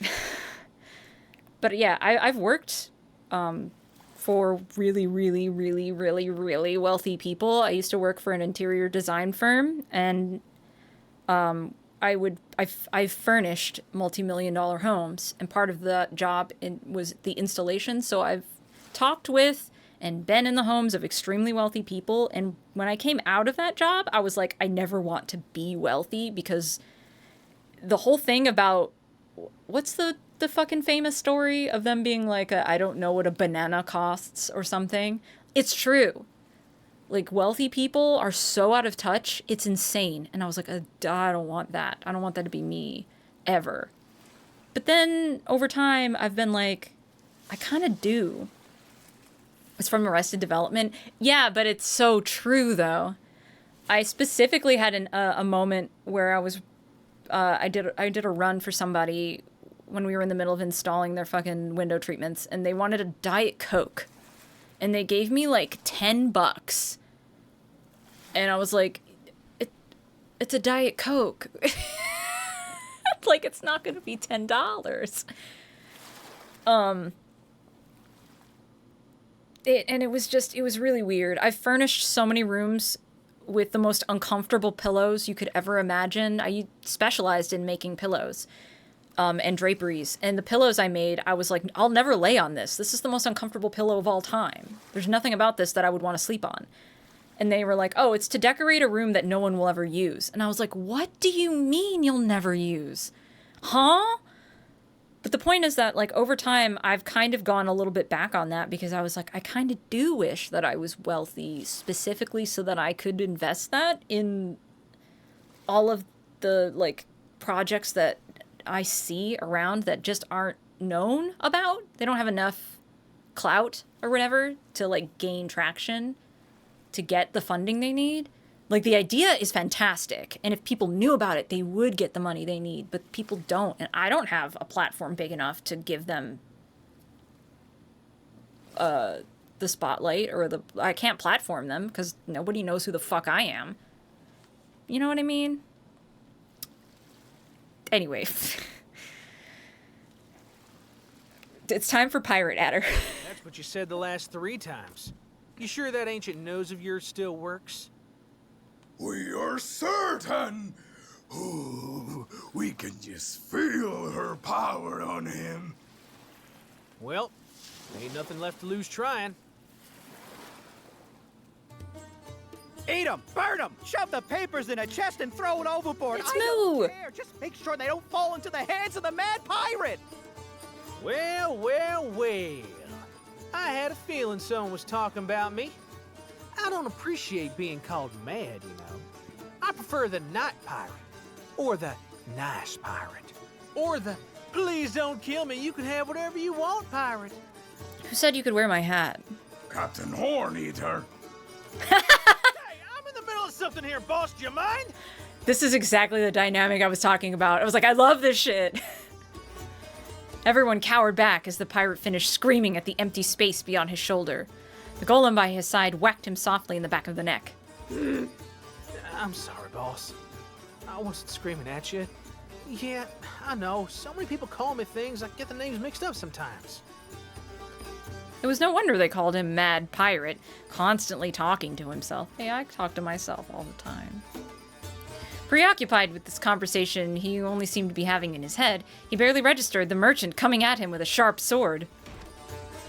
The pirate simply swirled to the side, letting the merchant charge against a wall and knock himself back. Please don't kill me. You can have whatever you want, Captain. Otter? I was gonna ask, I was like, y'all know each other. Are you gonna recognize him or what? Hey, Moo. Long time no see. I've only come here for one thing. It's real simple, I promise. I'm not here to take any of y'all's stuff. Just the one thing. A teeny tiny favor from an old friend. I came to ask one question. What have you done with the Yusif? Aw, fuck. Get blamed for a crime you didn't commit. Oh my god, it was 7 years? What the fuck? It's over, isn't it? Isn't it over? Fuck, do I have enough? I don't think I have enough time to get to another ending. Do y'all want me to stream, like, the other endings too? Because I might do another one. But I don't think I can right now if I'm gonna catch... I want to catch Daniel's commentary, And I don't know, it's, I think, gonna start in an hour. Daniel, are you still somewhere lurking to let me know if they're still on schedule? Because I don't know how long... I don't know how long doing another ending will take. We've been live, what? An hour and 40 minutes? The best one is the longest. That's the true ending, I'm guessing. Because I think I do want to do the other one that you said first, and then that one. That usually works. I don't think he is here. Yeah, I mean, I'm pretty sure if they are on schedule, then he's got to be, like, in the throes of, like, prepping. The other one is shorter. Maybe we'll do that one now, though. Let's find out. Let's find out. And I'm gonna... Okay, and just so y'all know, I'm gonna make an attempt... Don't fucking hold me to this, but starting either Tuesday or Wednesday, I'm going to try and stream a little bit every day. Just a little bit every day. Hang on. I need to check the RPG Limit Break schedule and see where everything is at. Because that'll pretty much determine whether or not I go ahead. Fucking ads, god damn it. But yeah, I want to get back into... I'm gonna start with probably Boogie%, getting back into Earthbound. And then PJ% I'm gonna get back into doing as well. But I think I'm gonna start with Boogie. Let's see. I can't actually tell. I'm so bad at this. Does anybody know where the fucking RPG Limit Break schedule is and what they're on? Help. I just want to make sure. The run I want to catch is Photo%, in case that wasn't clear. It was supposed to start around 3, and then it got delayed to supposedly 6. Fuck. I'm looking... Oh, shit. Thank you. Okay, hang on. Boy, I hope this is up to date.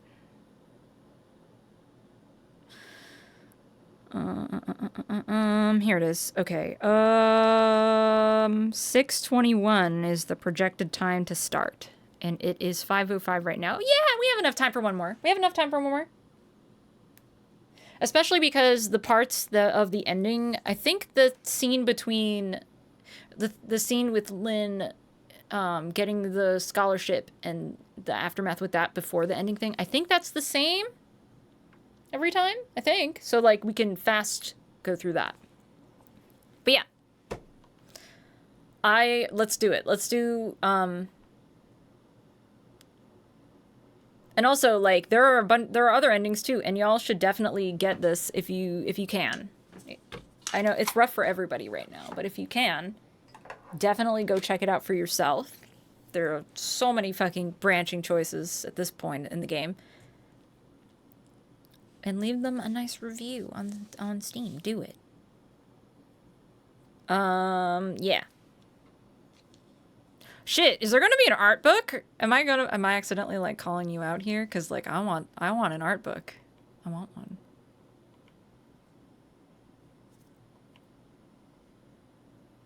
Oh, and it's Lynn now! I love it! I love it! Oh, that makes me so happy. Okay. Load. This one, right? Yes, I'm pretty sure. If we refuse, that's the ending, right? That you were talking about? I would love Hayseed Knight art books so much. Okay. It's time to refuse. Let's get out of here. No, that wouldn't be right. Ada, please, if you don't go to the king, he'll be coming to you, and he won't come alone. You think I haven't noticed the way you've been scouting the area? I'm the one who's been keeping the guards away from you all along. Mm-hmm. I've done all I could, Ada, But there's no way in Dakna you're going to find a way out of the temple once there's an entire battalion surrounding you.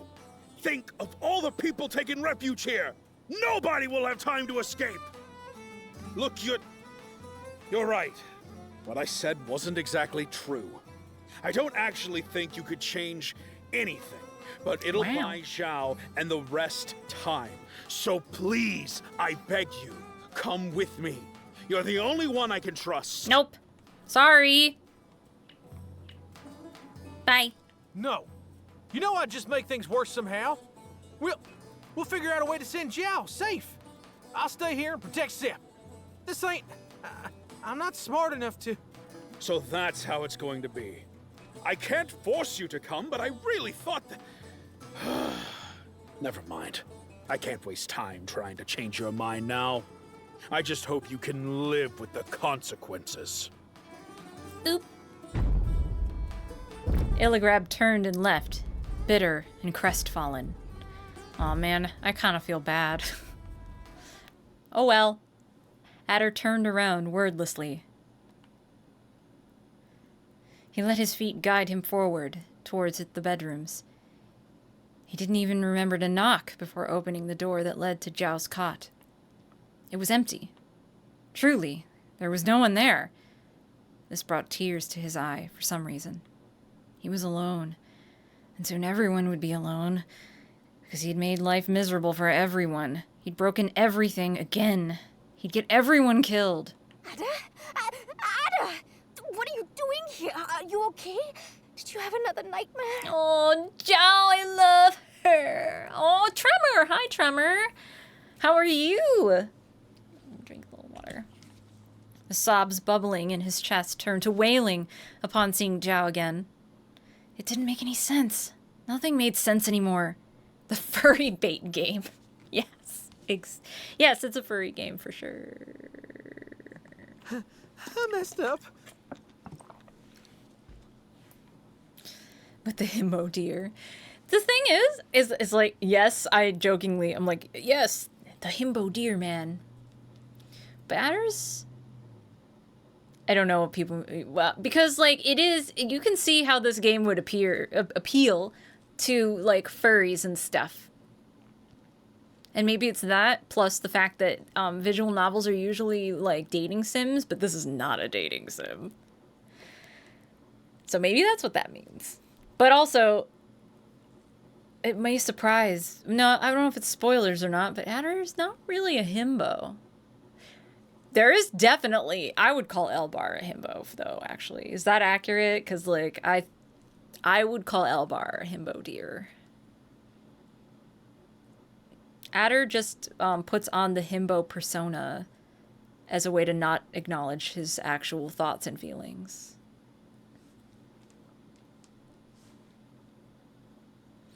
It's one I still have to get into, but I have to work on my voice acting. I tend to get scratchy voice pretty quickly. Oh, yes. It does take a... Sometimes it's gotten to the point I don't even think about that anymore. Because, like, every day I do, like, narration. But yeah, it is a muscle. You gotta work your way up to it.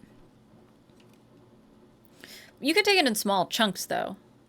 You know, like stream for an hour and then just, like, take a break. Take lots of breaks. And hydrate. Hydration is important. Stay hydrated, y'all. Zhao watched him cry in silence, well aware of how inconsolable Adder was when his emotions finally broke out. The work of fiction that turns someone into a furry. Oh, is that what that means? Okay, that makes more sense than what I said, actually. I heard crying. Is everyone all right? I brought painkillers and bandages. Oh, bless you, Burbeth. Bless you. Also, hi, Mythix. What's up? How you doing? The absurdity of it all did something to Adder's mind. The pressure cracking his skull fell on the sobs, until they turned to half-made chuckles. He wasn't alone. That much was obvious. But the words he wanted to say just weren't coming out. Mood. I can relate. They felt stuck in the bottom of his throat, somewhere below the last wisps of pain beyond the wound on his neck. What is it, friend? Do I monitor? Wait, what do you mean? My work converting people into furries when it couldn't convert me. I'm not a furry, but I have always liked anthro characters. Do you have an in-ear monitor? Oh, yes, I do. I do. I thought that's what you meant, but I wasn't sure. But yeah, and it does help. I'm told that it's because, like, Sid has told me that, at least for him, it's strange having headphones on, even if you can hear yourself. It's like a thing you got to get used to. But in my experience, I don't have that. I've never had that problem, and it does, in my opinion, help with maintaining volume and stuff like that. I don't think I could wear full-on headphones if I didn't have monitor, you know? But yeah, I was gonna say that, like, I've always kind of had a thing for anthropomorphic characters, kind of a little bit. I don't know. It comes from all the furry-related cartoons I watched when I was a kid, you know? Like the Captain from Treasure Planet, or like, I didn't necessarily have a thing for Sally Acorn. I did a little bit, but the bunny character. Anyway. I think her name is just Rabot, which is a stupid fucking name. It's time to run.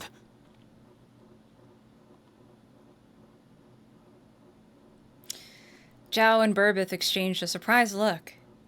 It turned into determination. Are you blushing? No! Stop. No. And it's mostly cat girls. Like, I just, you know, there's something about cat girls.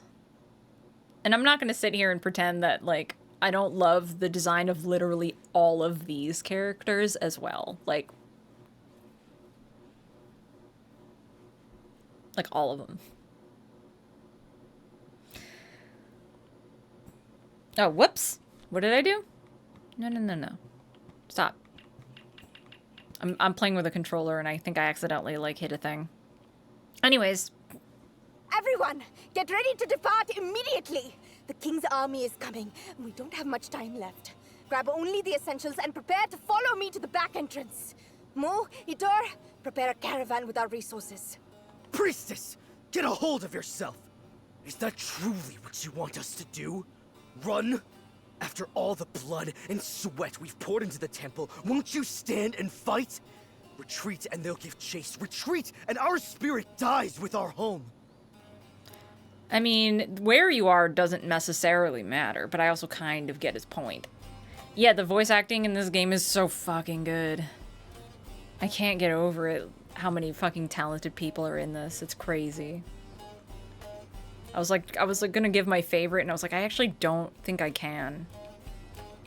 I gotta hand it, like, to the versatility with Adder particularly is something really special, I think.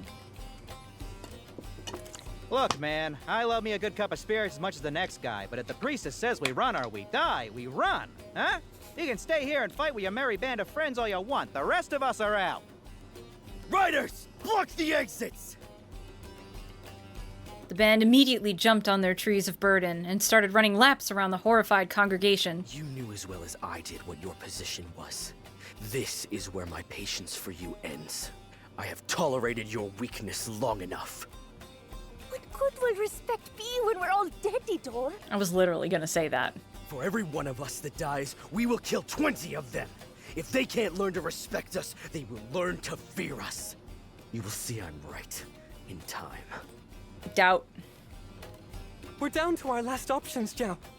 I know you don't want to hear it, but... No. If blasphemy is what it takes to save everyone today, then this is the day I burn my robes. Go. We don't have time to lose.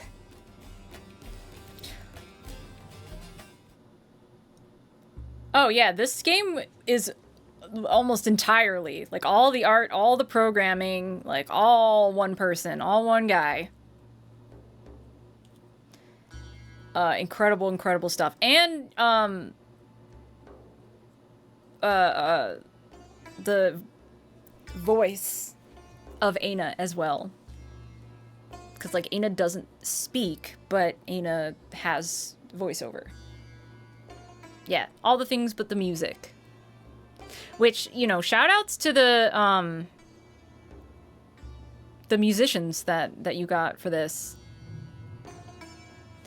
I wish that there were more tracks, but the tracks that there are really good. I really love the vibes.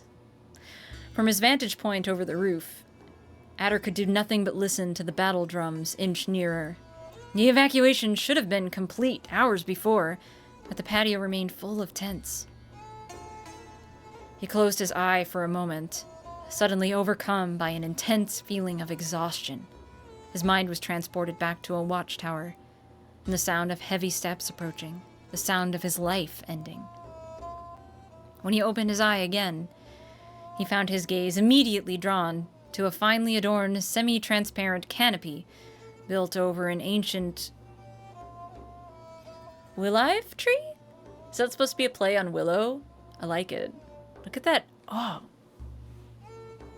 Text box are in the way. I love the, like, face design on this. That's cool. A willow olive. I love it. Willive tree. Got it. Climbing stealthily over the side of the building opposite to the patio.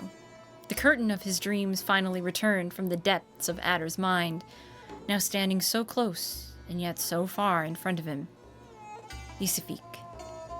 The aura he gave off. The way something in the Hatsa curled and trembled around him reminded Adder so much of Pertok. But Pertok was a child compared to Isifik, was he not? Just 400 years to...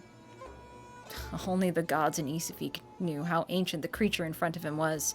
A true god by any other name. It's so annoying how he can just walk out there with the deer, right? I bet he knows we're here. He just wanted to brag. Boss? Nope, not your boss anymore. We failed. It's all in your hands now. What do you mean it's it? Echo leaned in for an unexpected hug, finally snapping Adder out of his shock through pure confusion. It was only upon feeling the weight on his arms that Adder saw the pale, motionless body he'd been entrusted. Find a way to bring her back. The rest will sort itself out. The stairs to the ceiling echoed with the arrival of a weary goat, tentatively making her way up. It's time. Adder didn't need to ask. He merely nodded. Hello, Golem. Oh, is that the body that Burbeth made? Did Burbeth just go ahead and make a body, or is that a different thing? Oh boy. Uh-oh. Uh-oh! Certain doom waited at the other side of crumbling walls. But you would not have known this, seeing Burbeth's excited fidgeting over the metallic skeleton Adder had helped him carry in. Yep, here we go. This is a bad idea. This is a bad idea. After a short pause to recover his breath, Burbeth removed with a flourish the curtain covering the metallic creature. Please allow me to introduce to you the first truly automatic automaton in history, the living golem. I mean, good for Burbeth. Monumental day for Burbeth. Bad for everyone else, I'm almost positive. Where automata have traditionally been nothing more than a puppet fulfilling the wishes of their master, this shall be the first one capable of giving orders to itself. I gotta say, this is wrong and a terrible idea, but that's kind of cool, Burbeth. I gotta say, I'm pretty impressed. Burbeth pressed a button somewhere under the golem's ribcage area.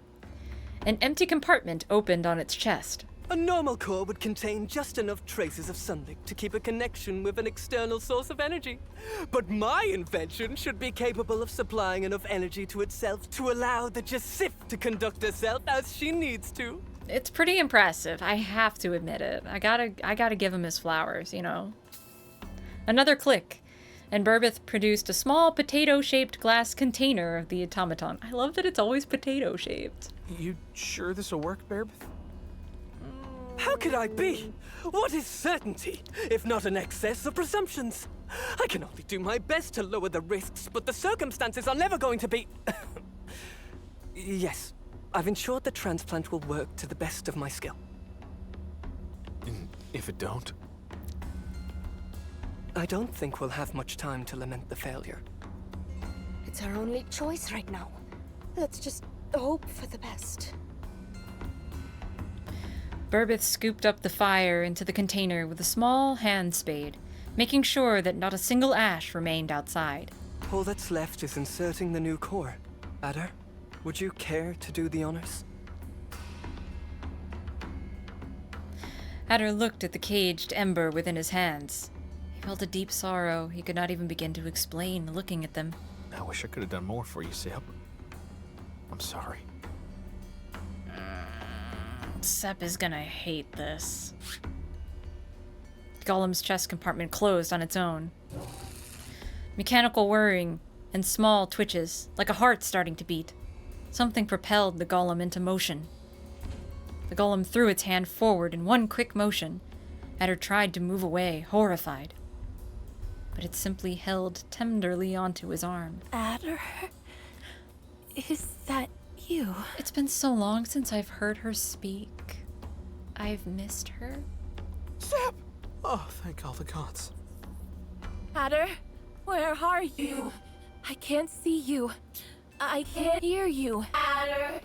Oh man, this is... I knew it was a bad idea. Sep! Sep, my love! I'm here! Bearbeth! What's going on? I'm sad. I don't like this. I'm scared. Abort, abort, abort. I must have miscalculated something. My son, please calm down. We're under attack right now. We need to... What is happening to me? Oh no, I don't like it. In an instant, the golem's energy shifted. It barely felt like Sep anymore. A blood-curdling scream somewhere on the patio. The image of Sep blinked, and suddenly the improvised window blinds were flying through the forge.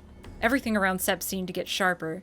The air itself became heavy to the point it was near unbreathable. The feeling of alcohol about to combust. Sep, what are you? Oh, that's so cool looking. I love that effect. With the last trace of lucidity left in her, Sep turned one claw towards Aina. A fire went right through her chest, her arm, and bursted out of both of their eyes. Away from here! Now! I love the effect on the voice too. Oh, it's so spooky in like the worst way. I hate it. I love it, but I hate it. With that, Sep's golem exploded into a mass of shrapnel. Everyone leapt away from the explosion, but it didn't reach a single person in the forge. Whoa. The remaining pieces of porcelain twisted and turned around a fireball of sorts. Sep's soul flared in and out of existence, superimposed by the impression of a creature far larger than her. Is this Oma... Fuck, I can't remember how to say it. The original. I did my best with making it horrible. It worked. Like, it's really good and also really unsettling. Adder had only seen such a being once before, in the sea. Oh, yeah, Omega Seb. Yes, thank you. I couldn't remember exactly how it went. Yeah, exactly. It's like, it's just enough where, like, you can still hear how tormented, like, the original recording is. Like, the emotion still comes through, but it's also, like, really unsettling. It was something that he could not start to name, but he knew deep down from the bottom of his heart. Danger. The star ahead of them moved its head up, aware of the effect it was causing. I can't make amends anymore, but I can atone at least.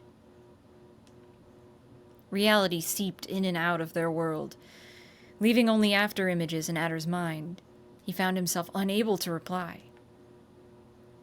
Without another word, Sep's form shifted into a comet ascending towards the roof. Outside, across the yard and beyond the gates, perched on the ledge of the abandoned warehouse like a beast stalking its prey, an immortal monarch spoke with a voice deeper than a bottomless well. Surrender. We may be merciful yet. Oof, I love that. I love the gravel in that voice so much. Mercy. Puh. Hirab, save me from your mercy, Isifik. I will sooner take everyone's lives myself than let them live under your grace! Foolish child. You think yourself bold for raising your blade against us, when iron was our own gift. You rebel against your father, thinking yourself wise in your short age. Such race and ignorance you hold! You are as ants gazing upon a mountain. You can't even start to comprehend your position. I don't think it comes through, and y'all can't hear it, but it's like thundery a little bit outside right now. And what is a mountain to an ant? We will tear you apart, pebble by pebble. We will break you until there is nothing left of you but dust! Riders! Today we kill a god! Sep could hear it somewhere deep in her soul. The prayers. Yeah, it adds composite. I was like, woo! I knew it was gonna, like, storm later, but I didn't know it was coming this early in the day. Cornered on the patio, huddled among the clamoring and the screams, prayers driven by fear, they called for their Jasif. And they all drew silent when they came face to face with her image, newly forged upon the fires of sun itself, all flame and porcelain. Is this everything you wanted? The Jasif rose over the temple and roared. It was a deafening sound, one Adder could have never imagined she was capable of making. I am Jasif, and today the Roxanat rises again. Ooh! The Jasif morphed again into a creature the likes of which the world had never seen before. These fucking colors! Ugh! All Adder could think as he saw the woman changing shapes in front of him, all flames and fangs and fear, was hunger. Yeah, it's getting really rumbly outside now. Crazy. I'm trying to see whether or not if that's like the weather or if somebody's like, because our motorcycle neighbor moved, but I don't know. I'm pretty sure it is supposed to storm, so. The guards ran immediately, leaving the king to the creature descending upon him. Heh. Deep inside the temple, in the tower watching over the scene, a wretched old man shook his head. Foolish child. The ground started rumbling. The pits that were his eyes filled with magma. The Jasif roared as she lunged from roof to roof, shouting the arrival of a new era, so that it would be heard far and wide. Her followers paraded the head of the old king, celebrating the death of an immortal monarch.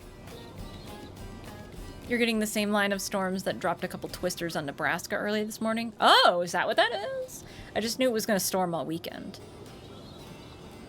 Dark gray, hurricane clouds formed over the city, and under them, the Jasif shone like a sun descended to Dakna. Lightning and thunder followed, and the people cheered along, thinking themselves safe. Another of the Jasif's powers, surely. I want to see this.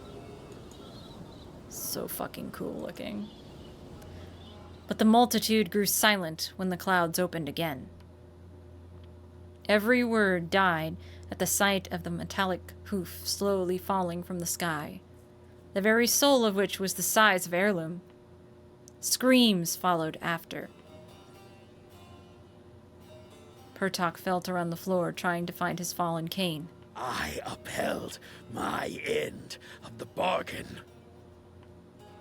What have I done? Yeah, whoops. That's a big fucking whoops, Burbeth. Cool idea. This feels like... The end of the world.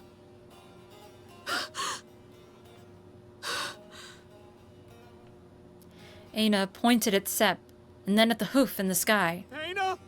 What is that? Even if Aina had the words, she wouldn't have been able to describe the sight ahead. No, her time had come. She only knew as much. When she started to run away, jumping from building to building, Adder made to follow right after. A tiny hand pulled them back. Ada, there's no time for that. We have to find a way out. I can't leave him alone! This is bigger than us. We have to keep the people safe. Adder looked around at the stampede of people through the street. He still tried to run. Listen to your friend, you dimwit! Get off! We have to find a way out! Adder felt another hand jerking him back. A newcomer trying to stop him all the same. Get off! Why did you... no! I don't care! We can't leave! Your sisters! Whatever that is no sister of mine! Move, move, move! The Jasif leapt high into the skies, her light shining like a beacon across the steppes. A small sun rising from the ground, headed for the falling god. It's time to put an end to this. A nondescript shadow followed suit, ready to hammer down the final nail on an entire era. Pertok pointed the cane at himself. I will right my wrongs this time, daughter of Thar. No, Pertok! A huge explosion in the sky interrupted. The fire that threatened to reign over the city started regressing back into place until the column of light flickered out of existence. The entire course of the Hatsa had been shifted, and the shockwave could be felt all the way to Chantre. I can't say it right. I always want to say something else. Okay, that time I heard a motor. You finished your preparations? Yeah, this should last us half a moon, I reckon. I can figure out the rest on the way to Ocean. The western limits? At this time of the year? You have the whole world in the palm of your hand, and yet you want us to freeze! You are sure of that you don't want to stay? We welcome you travel as long how you want with us. I really appreciate it, but you know, it's just one of those things I've been wondering for a while. Like, what are we even doing here anymore? You know? I know what I'm doing here. What? Hi, Burbot. I don't. You could always use my ransom letter. At a discount, of course. Merely a trifle compared to the price you could fetch for his head. No. He have a better lastly. Always is good to have a doctor with us. I hope y'all find whatever it was y'all were looking for. The Jasif. Right, the Yusif. The deer and the goat fell silent all of a sudden. Adder took a hand to his chest, and Zhao to her face. Anyway, I should go get changed before I leave. Ain't no telling who's gonna recognize this crook on the road. Whom's the fuck? Somebody fucking biking out there? I can't even tell anymore. Adder walked into the darkness of his tent, feeling around for his helmet. His hand landed on the tip of a very long snout instead. Hi, Akka! Hey, pup. Yeah, somebody's biking out there. Captain! You ought to think twice about giving room in that kind of scare. We got delicate hearts, you know. To what do I owe the honor? I thought we should share a last toast before you leave. To us. Akka stretched out her hand, revealing a metallic tankard filled to the brim with the usual foamy stuff. While Adder snuck his snout into the metal cup daringly, set on finding out what the heck was inside, Akka leaned closer to his face. We've accomplished our mission at last. And we could not have done it without you.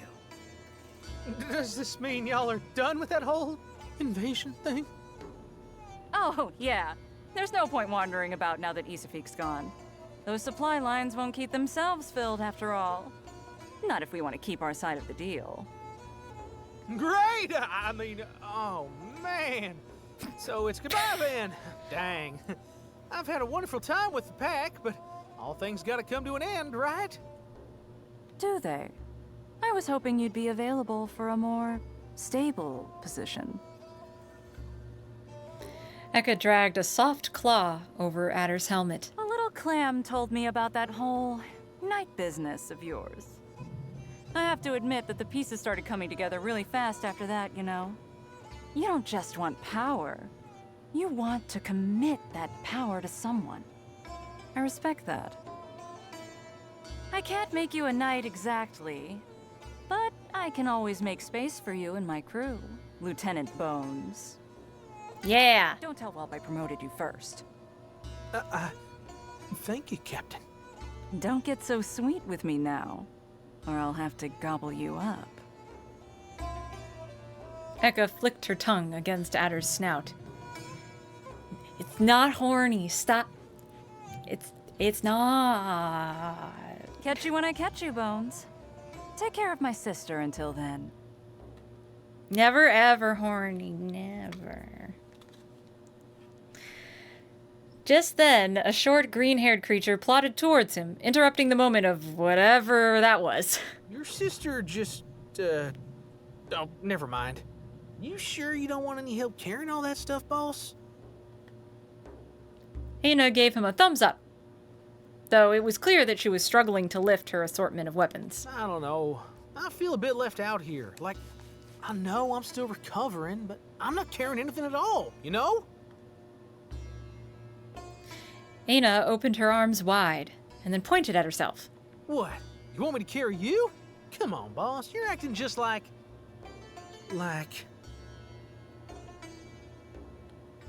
Hina tilted her head, confused. That thought never quite finished forming in Adder's brain.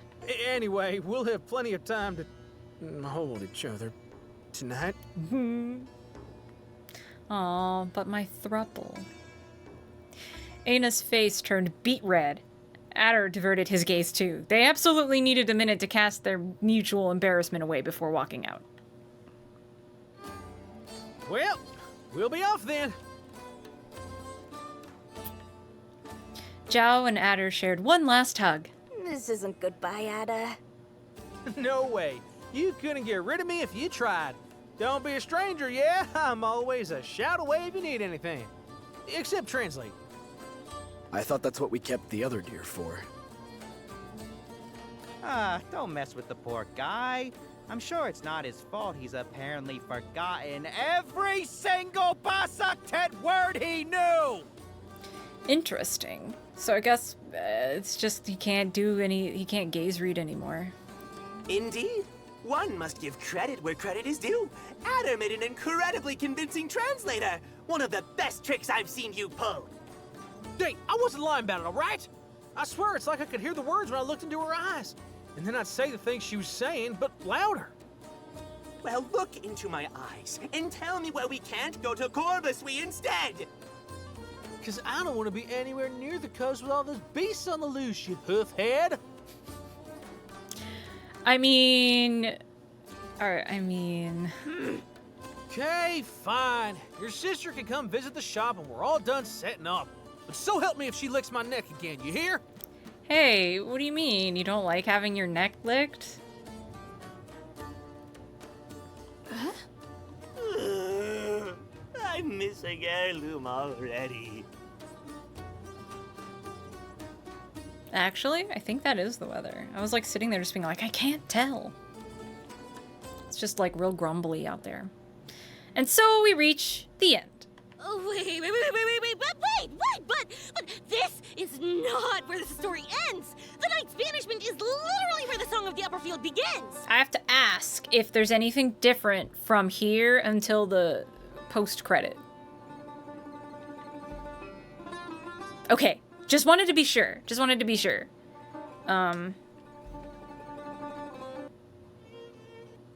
I don't know when it's gonna stop. It does stop, right? Yeah. How do I make it stop doing the thing now? Stop that. Oh, shit! Okay. Did I do it? I did it. Okay. I skipped this one line, but that's okay. Welcome, welcome, come on in. Get thy fill at Sir Upperfield's Greens. Meals fit for royalty. Do you like my adder? Oh, that does look delicious. Don't it? Roasted paprika taters, shakshuka, hummus, couscous, you name it, you got it, man. Oh man, I fucking love hummus. Sign me up. I'll have to ask for your name then. Adder finally looked up from his pan. His eye got lost in the depths of the blue above him. Huh? Do you come with the dish? Huh?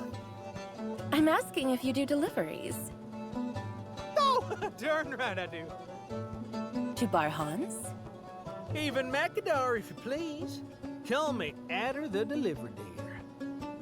Adder. The wistful, almost melodic way in which he said his name sent shivers all the way up to the tip of his tail. What'll it be then? Everything you have. I have to attend a play now. Could you bring it to this address by noon? Anything, anywhere, anytime you want, ma'am. Here's your payment. I'll see you later, handsome. I've really missed hearing her voice. Adder couldn't stop himself from ogling the gazelle as she skittered away towards a group of very conspicuous, heavily armed guards. See you later, Sam. Stop it. That was so fucking cute. I'm gonna die. Also, I just want to say that I love this art. Like, a lot. It's very cute. Hang on. Oh, look at Chow! Anyways, yes. It's one of my faves ever. It's so expressive. I love it. I especially love Aina's face, particularly. It's good. But anyways, yes. This was the Hayseed Night. I am going to do one more stream of it because I would like to get the true ending. I don't think that Earthbound has started yet, but we're gonna raid RPG Limit Break anyway. Especially, it looks like I didn't realize they're doing Xenoblade Chronicles 3. I'm a huge Xenoblade fan. I don't know if y'all know this. So yeah, we're gonna go ahead and raid through RPG Limit Break. I'm begging you to stick around until Earthbound starts. If you've never seen an Earthbound speedrun before, this one is gonna be really fucking good. It's gonna blow your mind. And also part of our channel, our boy Daniel is going to be commentating the run, and I mean, y'all know Daniel is incredibly charismatic and entertaining, so it's going to be a really good run. Don't miss it. And I will see you guys maybe tomorrow, but if not, I want to, like I said, I want to try starting around Wednesday to start up a routine, like get into the habit of streaming every day, just a little bit. So just keep an eye on stuff, and you'll be seeing a lot more of me. Did I do that right? I think I did. Yes. Okay. Please hop into RPG Limit Break. Even if they're not, it looks like they just finished Xenoblade Chronicles 3. Yes. So they're going to be starting Earthbound any minute now. So please go check it out and give Daniel the support. It's not even that long of a run. You won't regret it, trust me. And I will see y'all sometime within this week. Okay, I love you. Goodbye.